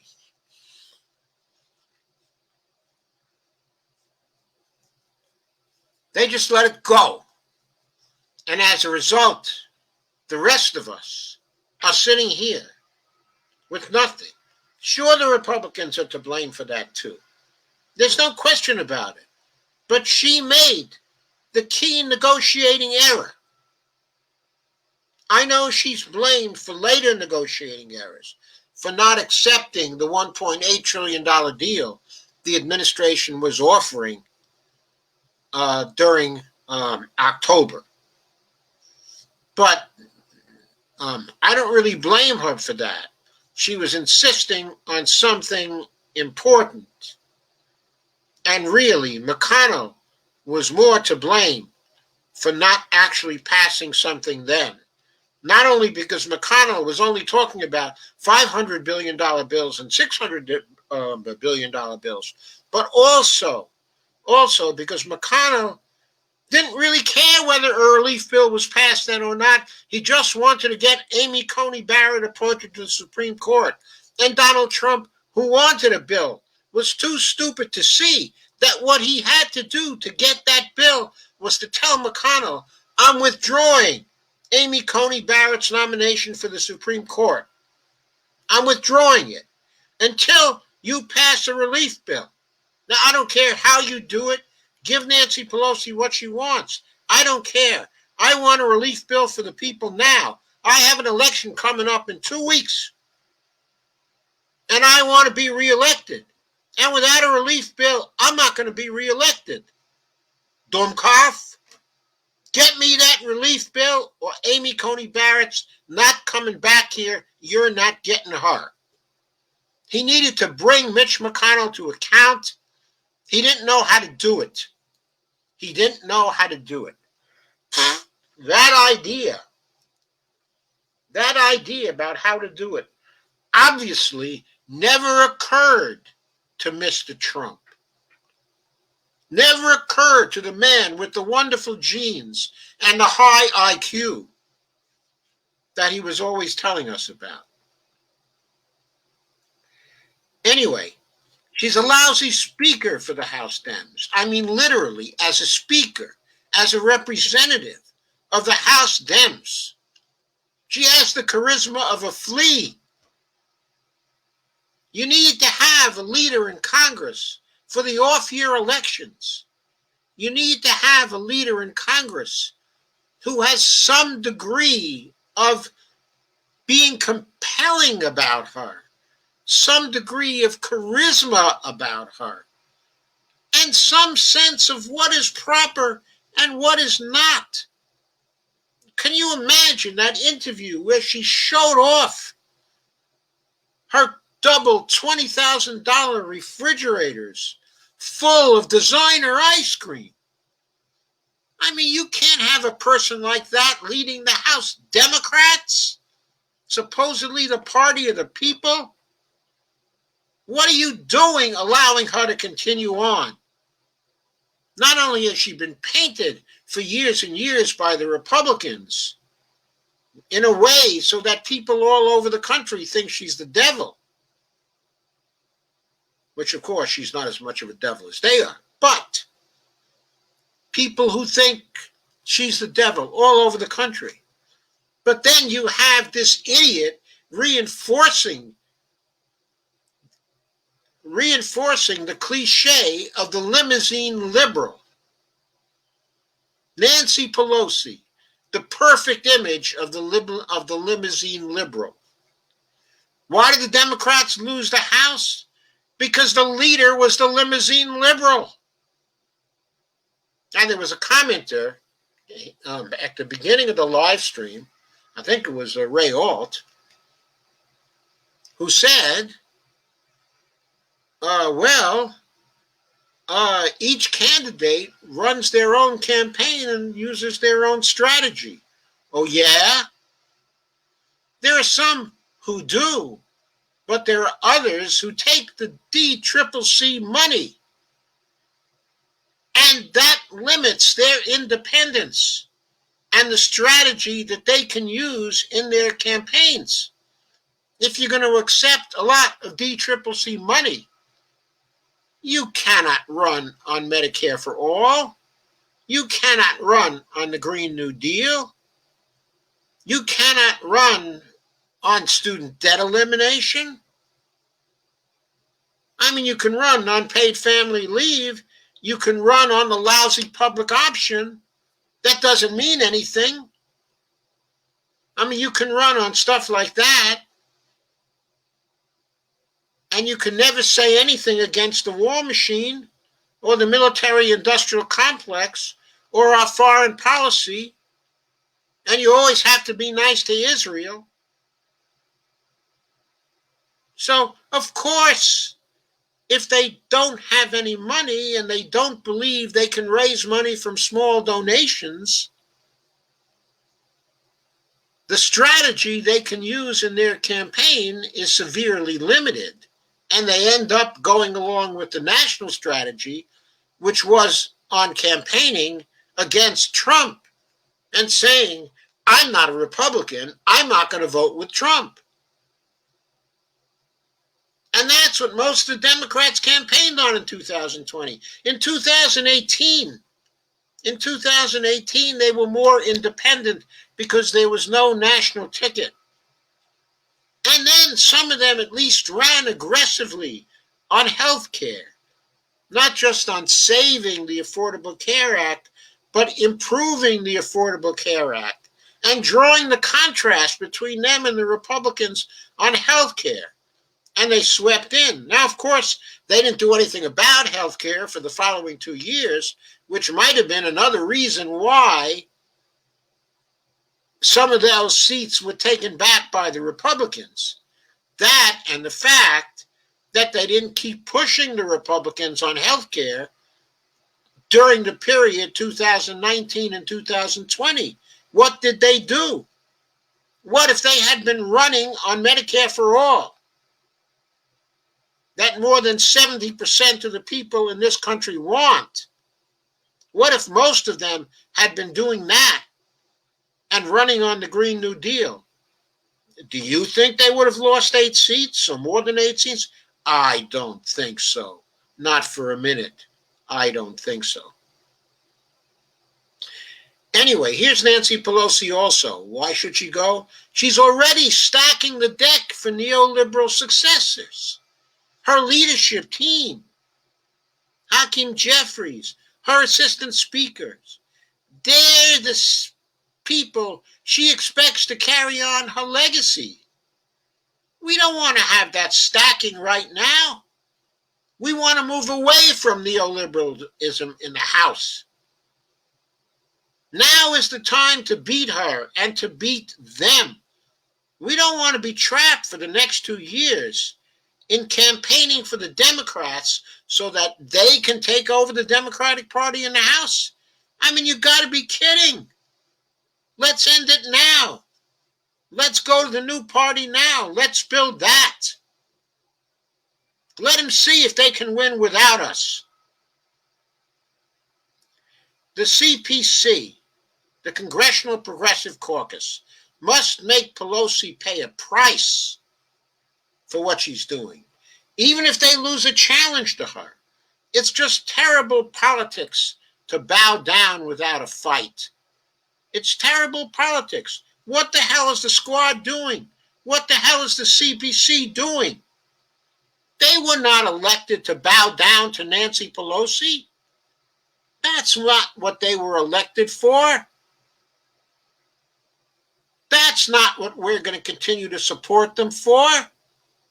I mean, did they think they're going to get the small dollar donations because they bowed down to Nancy Pelosi again? It was bad enough when the original squad did that. But at least they made some noises. At least they made some noises in 2019 about fighting back a little. And they got some concessions. Right now, they're not even making any noises. I mean, this caucus meeting where they decided to go along with Pelosi and her team again, it was done quietly. It was announced quietly. It wasn't big news. They were ashamed of themselves for doing it because they know they were not elected to do that. They were not re-elected to do that. We don't want them doing that. We want them fighting her right now. We want them fighting her right up to January 3rd.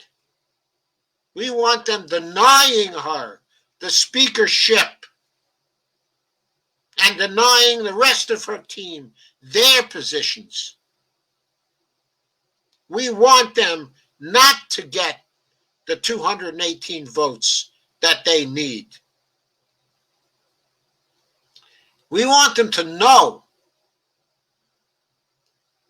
that we have to be part of the team that runs the House. There are alternative people who can stand for the speakership. One is Barbara Lee. She ought to be acceptable to all. But she won't run herself. She has to be drafted because she's been a friend of Pelosi's for years and years and years, and she's right in the next district over. She's not going to run by herself against Nancy Pelosi. She has to be basically drafted by the Congressional Progressive Caucus. The way they would draft her is this. They deny Pelosi the speakership. They make it be known that they're not going to let anybody else have the speakership except for Barbara Lee. Or if they want to be more liberal, they can say, give some slate who would be acceptable to them. Like maybe Barbara Lee or Karen Bass. Or maybe Barbara Lee or Karen Bass or Pramila Jayapal. I personally would like to see Pramila Jayapal. And I'll tell you why I'd like to see that. I'd like to see that because Pramila Jayapal is the sponsor, the main sponsor of the Medicare for All bill in the House, H.R. 1384. And she's also a co-sponsor and a co-introducer of the Automatic Boost to Communities Act that was written by Rashida Tlaib. Both of those are great bills. And she was also the one who wrote the payroll protection bill that was going to allow people to stay connected to their businesses and was going to pay the salaries of all those people so that they would not lose their positions when their businesses came back. Keep them attached to their businesses like they've been doing over in Europe. She wrote that too. As Speaker of the House, she could get all of those bills passed by the House. And then, whether the Senate was 50-50, or whether the Senate was 51-49 or 52-48, the House would be in a position to present those bills to the Senate and to run against Mitch McConnell with those bills.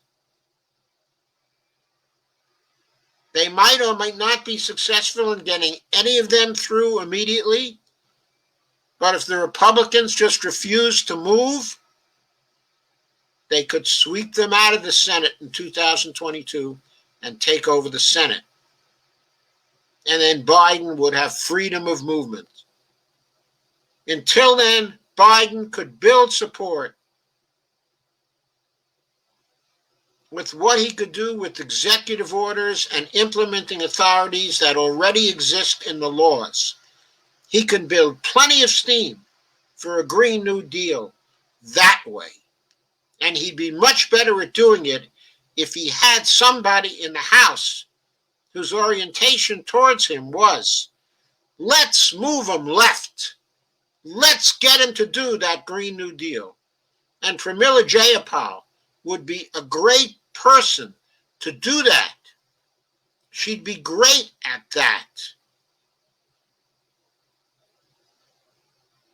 She has the experience of working with the Congress, inside the Congress, to do that. So that's who I would like to see as a compromise choice.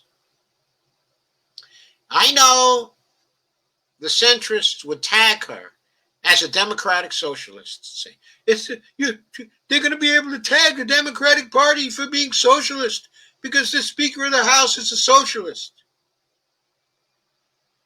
I think Pramila Jayapal knows exactly how to handle that. And I think she can do it great on national television. That she can say, look, socialist, smotialist. Here's what I'm for. I'm for Medicare for all. I wrote the bill. I wrote the damn bill. I'm for that. I'm for the Automatic Boost to Communities Act. That's going to give everybody $2,000 a month as a basic income until the COVID crisis is over, and then $1,000 a month for a year after the crisis is over to give time for people to recover. That's $1,000 a person and $2,000 a person. If you're in a family of 4, it's $4,000 a month for the 2 workers in the family. It's another $1,000 a month for the 2 children. In other words, $1,000 for one of them, $1,000 for another. That's $6,000 a month basic income for a family of 4.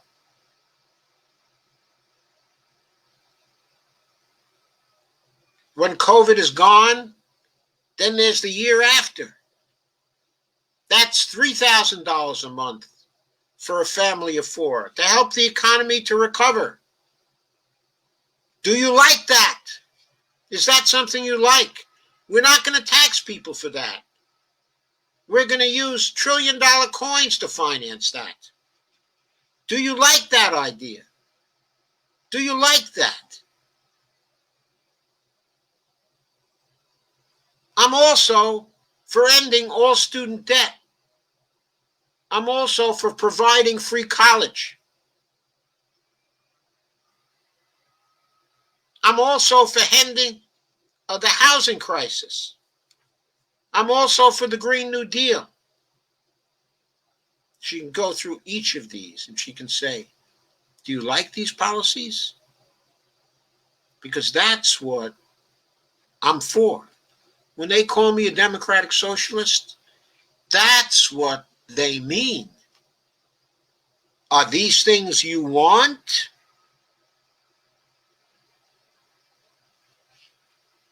If you do, you don't have to call yourself a socialist, okay, or a democratic socialist. I don't have to call myself a democratic socialist. That's what I'm for. If you're for it too, you need to vote for me and you need to vote for the Democratic Party because they're not for those things. And we are.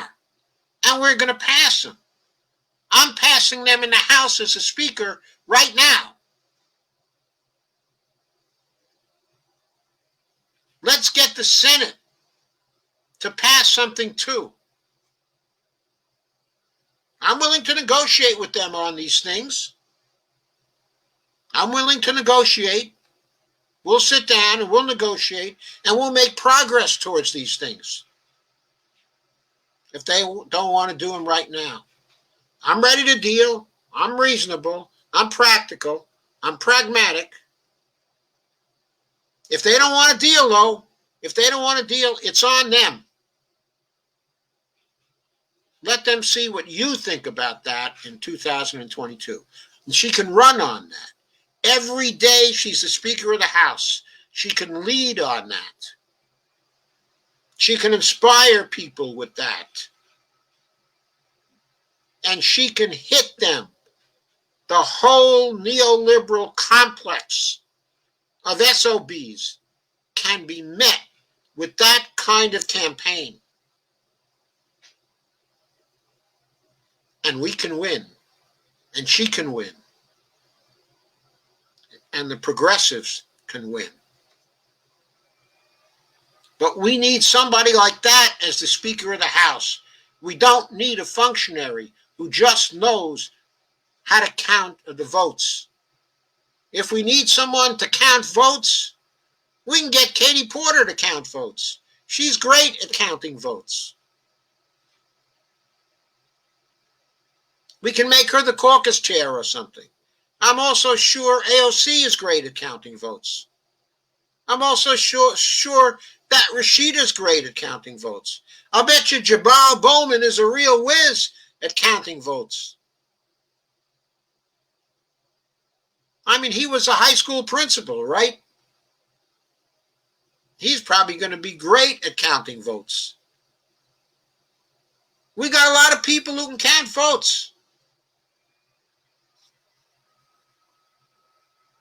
Don't worry. Okay, folks, that's what I have to say tonight. Just remember, we did not elect them to bow down without a fight. We did not elect them for that. Can we share this live stream to Jayapal's Facebook page? Absolutely. You can share it anywhere you damn well want to share it to. You can share it to Nancy Pelosi's page. I want her to resign. I'm calling for her to resign.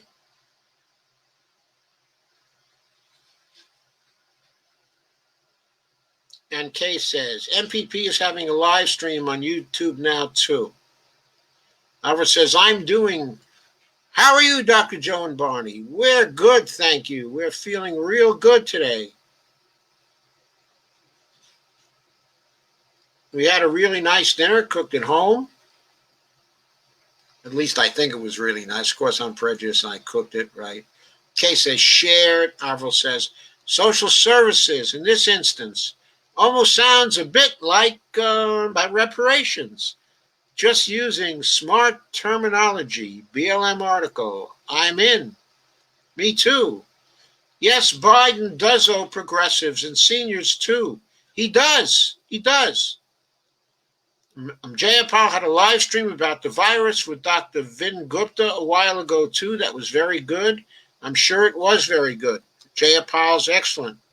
Avril says, quote, we're not outnumbered, we're outorganized, unquote, by one of the Black Panthers.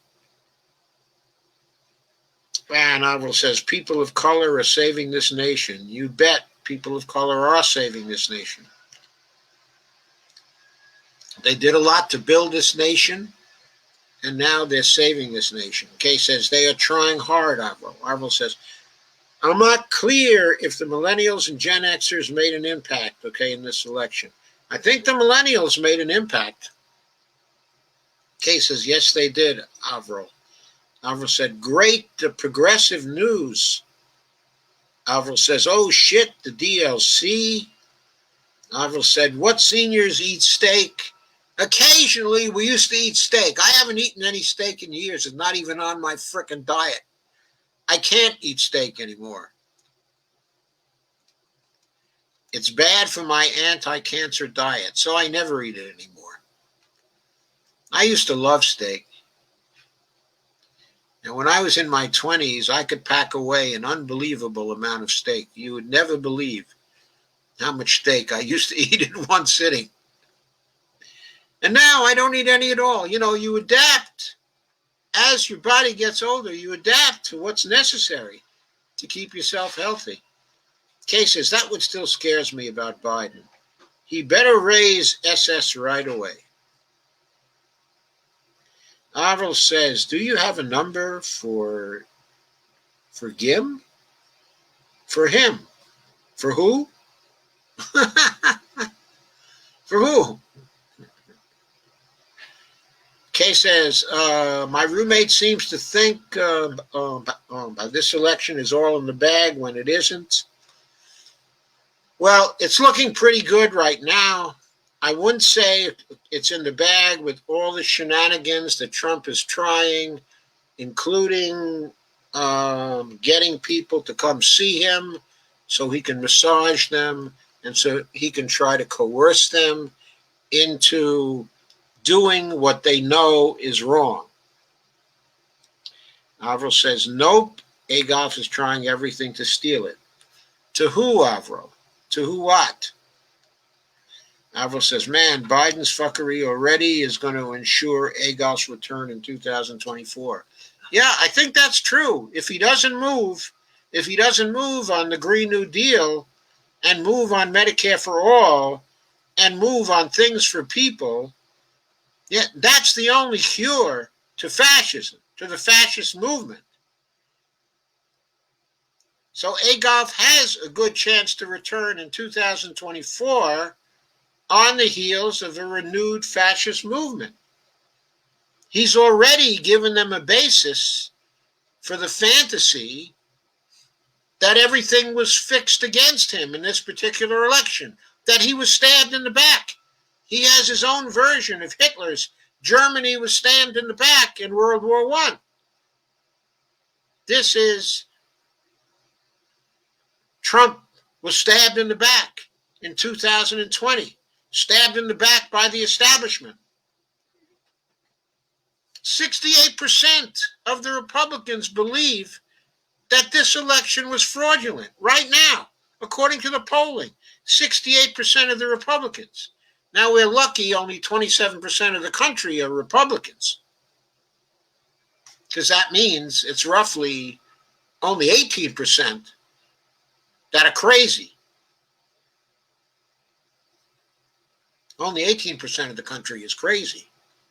Of course, they vote in every single election. So that's a problem. Since so few people still vote, yes, I know that something like 150 million people voted. But I believe that's still only 65% of those who are eligible to vote. if I recall correctly. How many are left? How many are left? Something like 75 million or 80 million Yeah, people. but he's taking out 2,000 a week. I'm sorry, 2,000 a week. What? The coronavirus. Well, people are dying. Yes, I know, but at 2,000 a week, people dying, 50 weeks a year, 52 weeks a year, that's 104,000 people per year. Oh, there you so go. There are plenty of people Okay. left. Okay. And not all those people can vote either.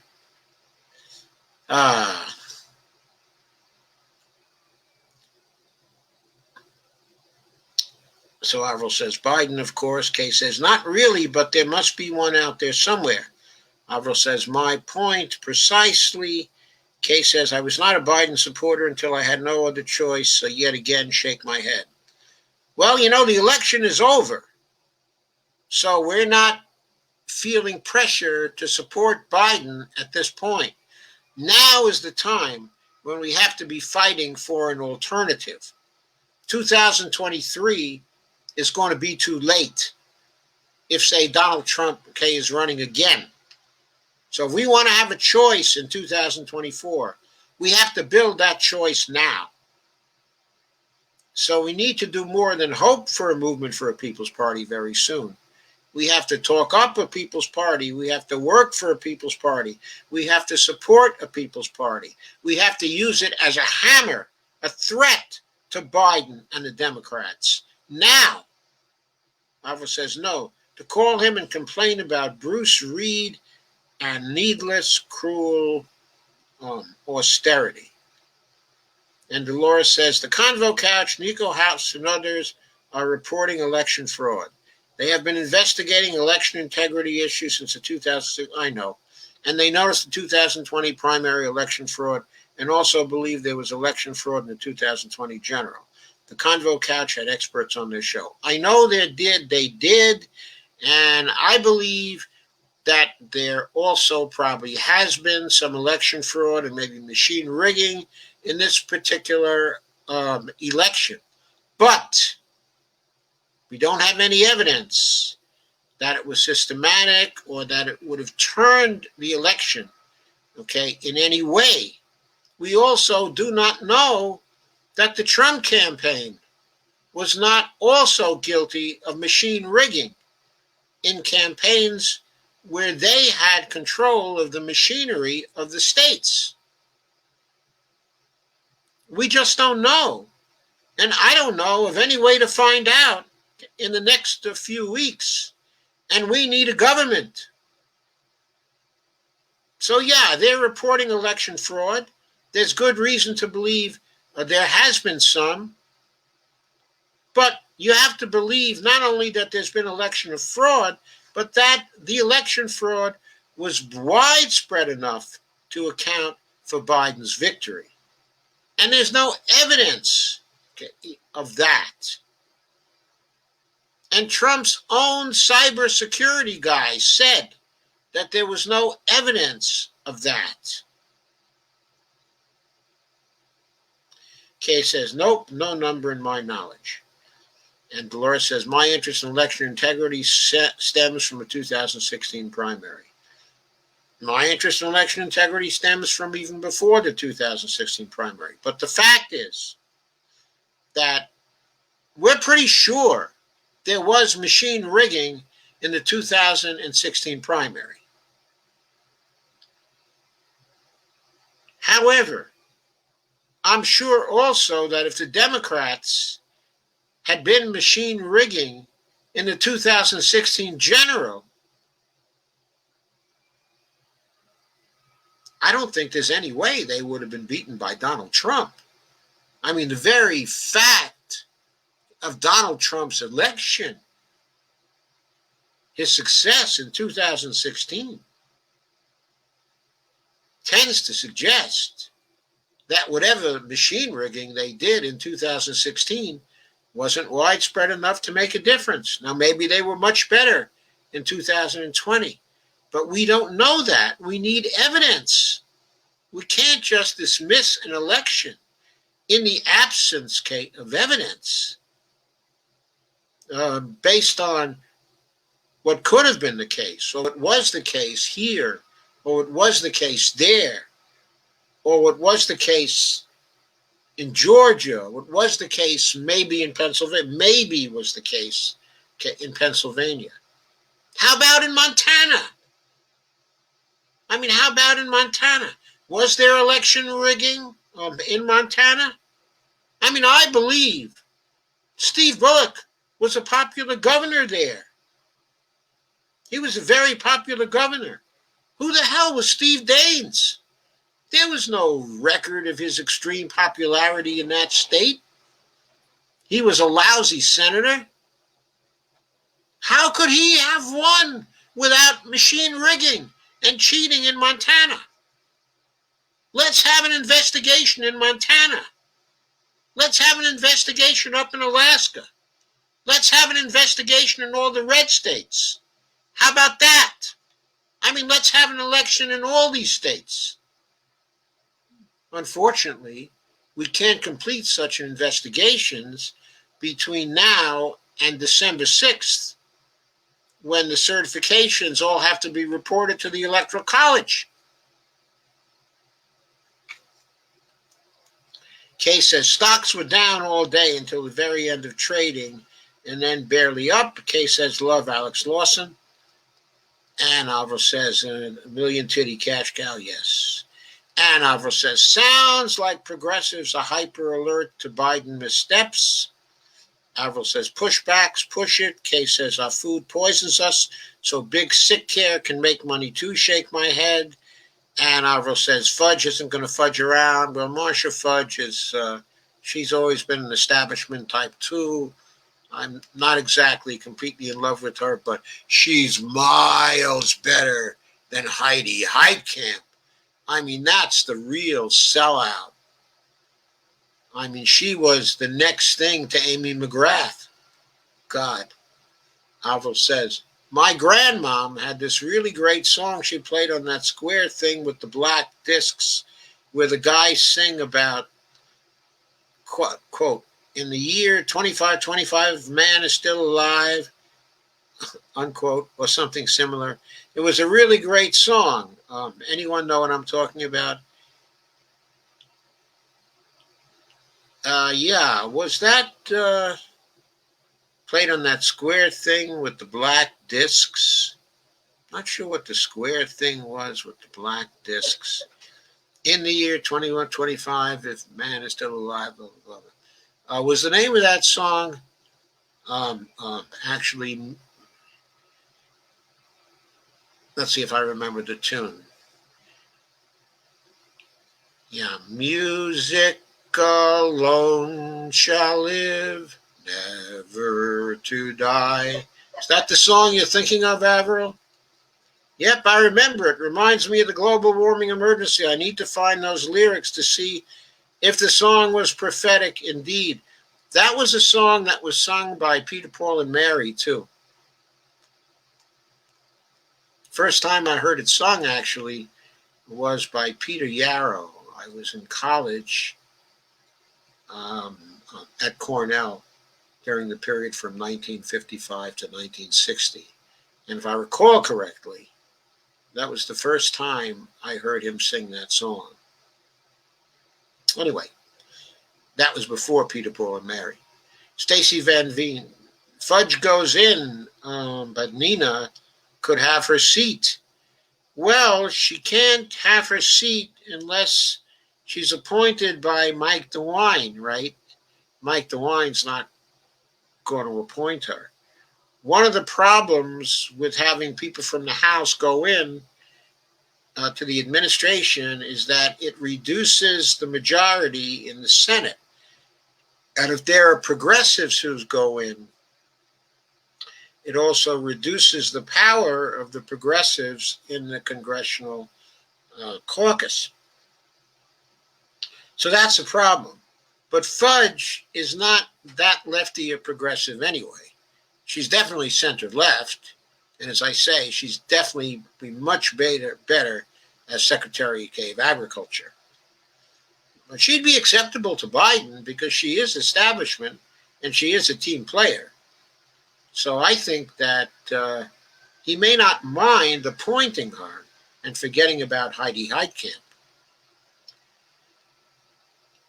Kay says, sent it to you, Avril. Stacy Van Veen does a Google search and says Zager and Evans.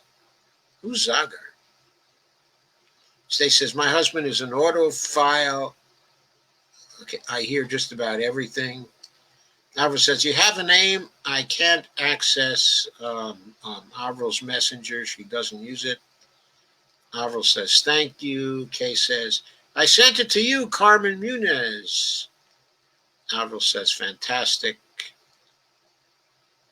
Stacy Van Veen says, Van Hollen is out as a co-sponsor for a hideous job sharing bill which prorates UI.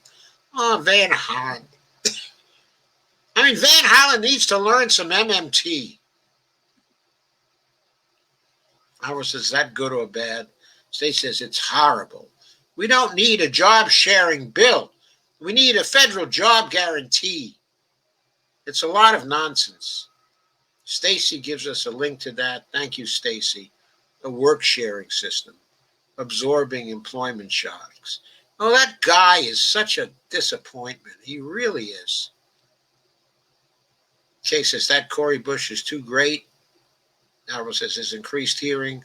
All these guys run together. The women, I knew instantly who each was. The guys need to step up their game. Avril says, is increased hearing sensitivity like a speaker vibrating before it blows a sign of hearing loss? Sorry for asking. I don't have health care, just asking for feedback. Stacy says, you need to move, Carmen. And Stacy says, state of Maryland has Medicaid. Kay says, Evelina Pont is absent tonight. Yeah, that's the second night. Is she all right? We have to find out if Evelina's okay. Stacy says, I have a friend who needs a roommate. Oh, Stacy. Hey, that might be great for Kay. Avril says, I have Raynaud's syndrome, but thank you for caring.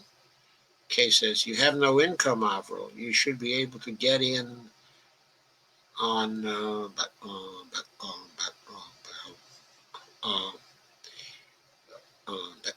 to get in on Medicaid in Florida. There's a word in front of the Medicaid in Florida, but I don't know what it is. Okay, it's limited or limited, but I'm not sure what that means. Jay says, what does your Raynaud's have to do with moving?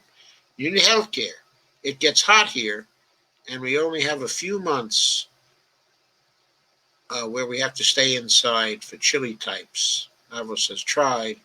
It's only for families with children here. Kay says, that sucks. Avril said, I can't even reach my hands in the freezer without being in great pain. Cold hurts a lot.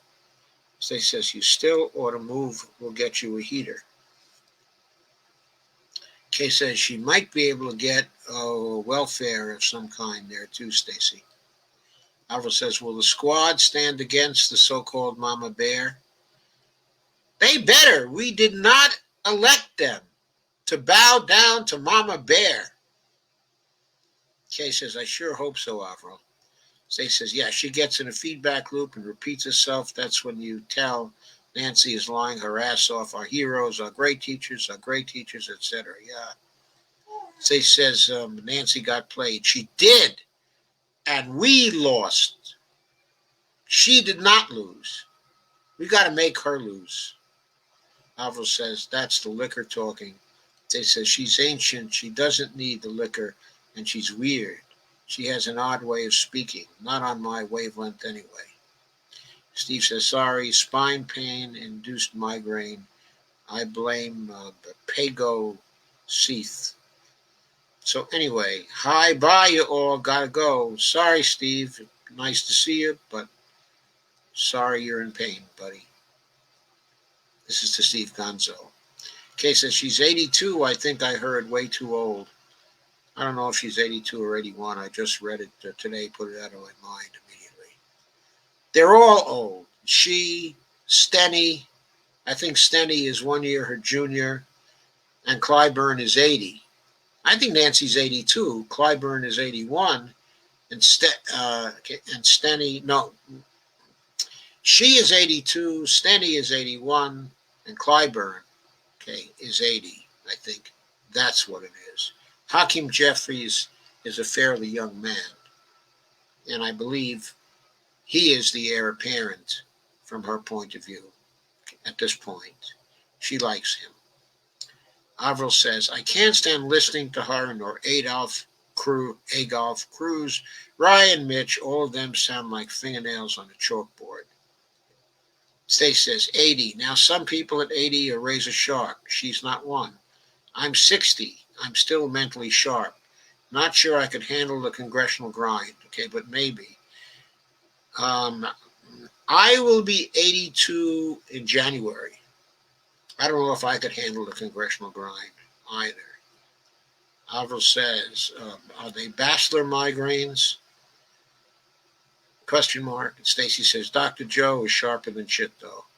Well, thanks, Stacy. But if I'm still sharp, I think a lot of it is because I'm basically focused on one thing, and I do it every day. Okay, I'm at it every day. Okay, and I love it, and I have a great life. Okay, with Bonnie, in spite of the fact that we're poor, and I don't know how sharp I would be if I was the Speaker of the House. Is what I'm saying. And I would not for a minute assume that I could handle the job, okay, of Speaker of the House. I'm saying I would rather see Pramila Jayapal as Speaker of the House than myself. Any day in the week. Avril says, very. Stace says, oh, I hate Hakeem Jeffries. God, I really hate the way he speaks. He's from New York, for Christ's sakes. I'm from New York too, Stacy. I'm from New York too. I'm a real New Yorker. He must be some kind of suburbanite. I don't even recognize his bloody accent. Avril says, we got to call AOC and the rest of the progressives before they turn into faux-gressives. Now, AOC, I recognize. She is a Bronx girl. She is a Bronx girl. She talks like a certain kind of Bronx girl.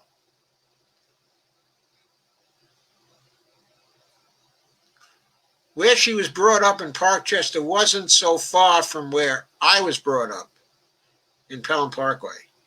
Stacy says, Jayapal is also feistier when confronting the Republicans. Yeah, she is feistier. And Avril says, is Pramila feisty and courageous? You bet she is. Avril says, wow, you read my mind. What about Katie?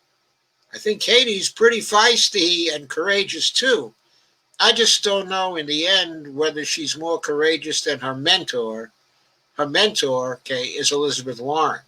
Her mentor and her co-author, okay, of one of her books.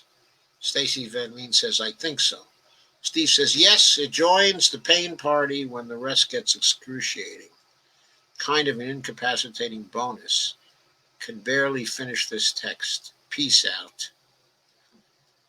Thanks for coming, Steve. Avril says, only Austrians won't approve the ABC Act bill. Yes. Kay says, need single payer first, or it will boot me out of Medicaid. Keep you poor scam in Ohio. In Medicaid, the Keep You Poor scam in Ohio. State says, yes, I like that. All of that. Mint a shit ton of coins. Medicare for all. No, you don't need to mint a shit ton of coins for Medicare for all. All you need to do is mint one coin.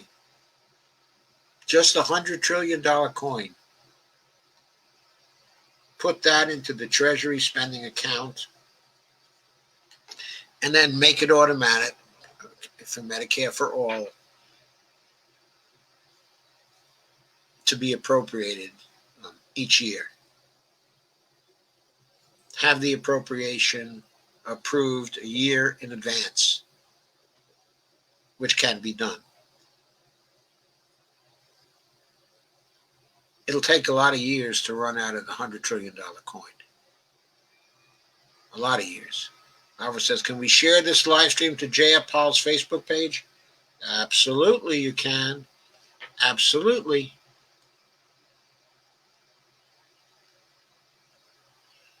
Avril says, and the economy and lives can be saved. Avril says, the Hulk can count. You bet I can count. I can still count. Avril says, yes, you adapt or die, Dr. Joe. Avril says, Donnie Tynahands knows how to play the victim. Yeah, he does. He loves playing the victim. And then in an instant, he's turning around from the victim to the aggressor. From the victim to the aggressor. Not just to the aggressor, to the fascist. The fascists love to play the victim when they're out of power. They love to play the victim when they're going around beating up people. That's what they like to do. Catherine Tokoska says, electric light company? Who said anything about an electric light company? Avril said, have you been able to decipher what is going on in Michigan about the back and forth voting certification issue? There's nothing going on. There's nothing going on. What happened was the Republicans on the committee in Wayne County first decided that they were not going to vote for the certification because they were Trump supporters. Then people talked to them and basically talked them down, and they decided, okay, they're going to certify the vote. They did certify the vote. They sent the certified vote up to the state level. It's gone. It's done. Then Trump talked to them on the phone. Then they changed their minds, and they said, we changed our minds about the certification. And they filed an affidavit, a sworn affidavit, to say they changed their minds. But it's too late. The certification has been made. It has been legally done. They cannot take back the certification. They know that. They're not trying to take back the certification. They're trying to provide PR ammunition for Trump so he could say the state was stolen from him in Michigan. Now notice, Trump was beaten by 157,000 votes in Michigan. They were questioning hundreds of votes in one particular section of Detroit. Even if we just threw them those votes, it wouldn't have made a dent in 157,000. But they want to say, because there were these votes that were somehow questionable, that all those 157,000 votes, all that lead should be invalidated and a new election should be held. Kay says, that's what went on in Michigan, Avril. Kay says, they all need to learn MMT. Avril says, practice makes perfect. Avril says, you and AOC are homies. Yeah, homies about, I was born in 1939, and she was born, what is she, 30 now? She was born in 1990. So we're homies separated by 51 years of age. So Dave says, how long have you been grasping for those straws?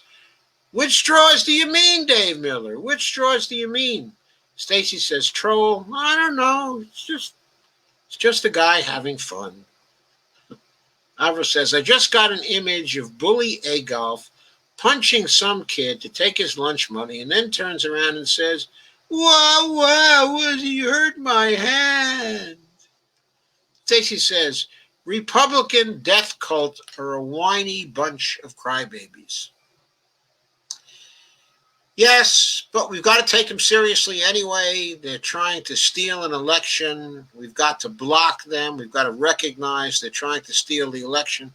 And more than the election, they're trying to undermine democracy continuously. That's what Trump was about for his 4 years. he was trying to undermine our institutions of democracy because they stood in his way of being an absolute tyrant. He wanted to become a tyrant, and they blocked him from becoming a tyrant.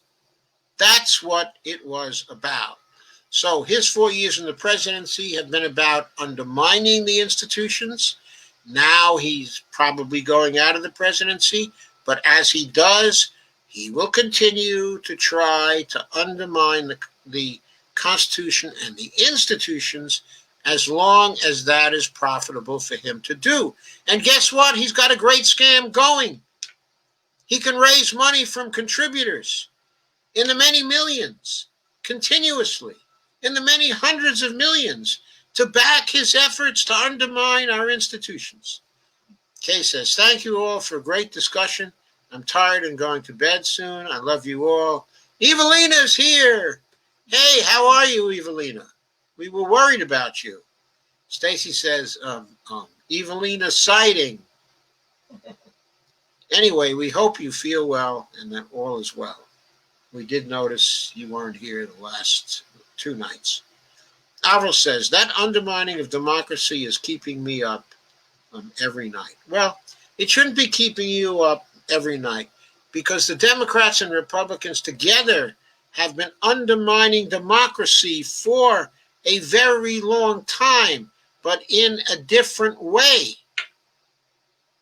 I mean, what was the coup of the year 2000 other than an undermining of democracy? Why did the Democrats accept it? It was a coup d'etat.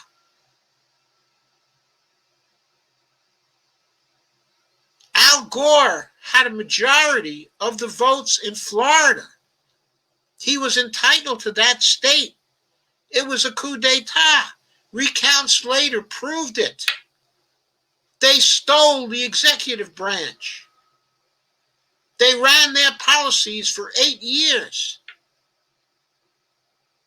They were a disaster for those 8 years. But they created an environment where another neoliberal could walk in pretending not to be a liberal and could screw us some more for another 8 years and prepare the way for Donald Trump. Stacey says, hi, Evelina. And Evelina says, and gals, because she said hi, guys, before.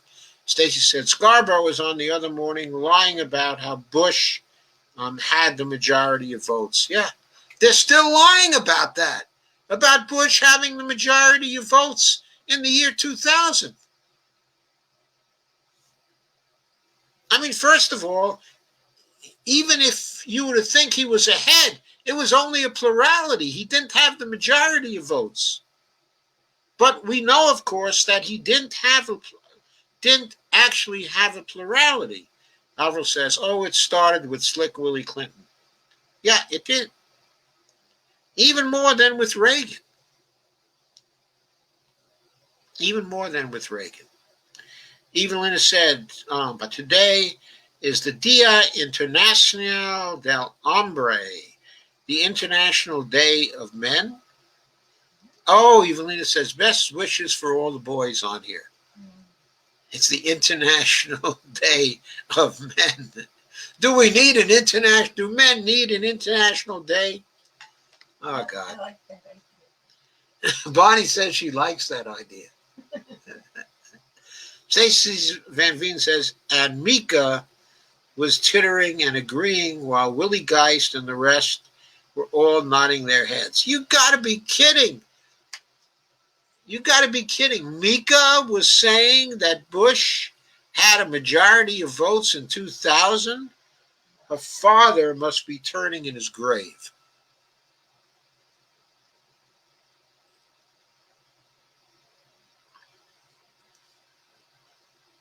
I don't believe that old Zebig would have believed that for a minute.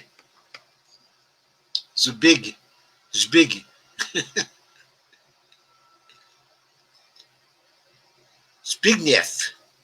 Zbigniew. I can never pronounce that. Stacy says, oh, yes, she's married to Mr. Pig Eyes now. She has to agree.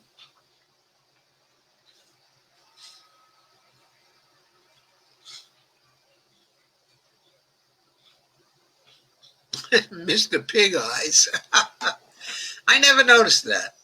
I never noticed that about him. I keep on being drawn to his hairline somehow. Ava said, did someone say it's raining men?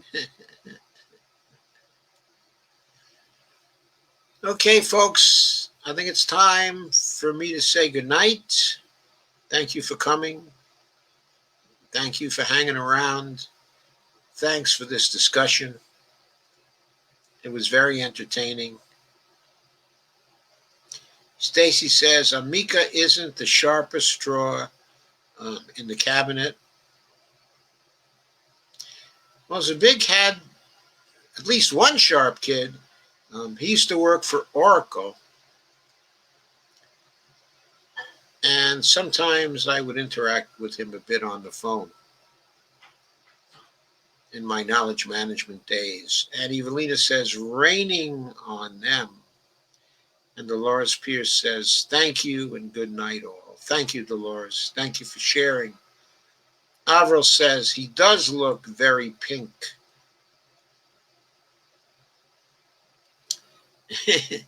Well, I hate their centrist commentary. It's just awful. That program is just awful. Okay, it's enough to make you gag. And you know what? On YouTube, I tune into, various progressive things.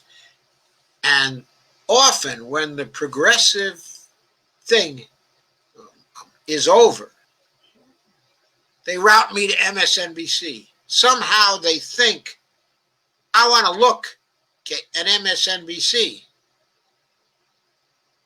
rather than wanting to look at the Rational National or the Humanist Report, okay, or Nomiki, okay, or Nico, or Jamal, or all the stuff that I normally look at when I have my druthers. They somehow think I want to be shunted over to MSNBC so I can look at Mika and Joe and Willie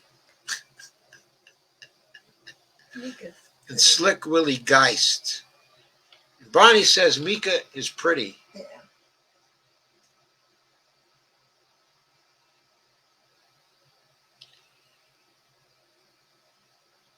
If you like that type. Stacy says, gotta keep tabs on the enemy. Evelina says, we should have a day of the pug, the real ones. And then she corrects it to pig. We should have a day of the pig, the real ones. Stacy says, I hate Willie Geist. He's such a fraternity boy. He's really a fraternity boy. I mean, watch him. God. Avril says, have you been on Parler then? The correct pronunciation of that is parlay. Parlay, not parlor. The French do not pronounce that. Parlor. You do. Parlor. Parlor spelled with an O. No, I have not been on Parlor. Stacey says, no, the locals are enough to keep with that drivel. Ira says, Mika is pretty, but her dad was tore up from the floor up. Tore up from the floor up? What's that?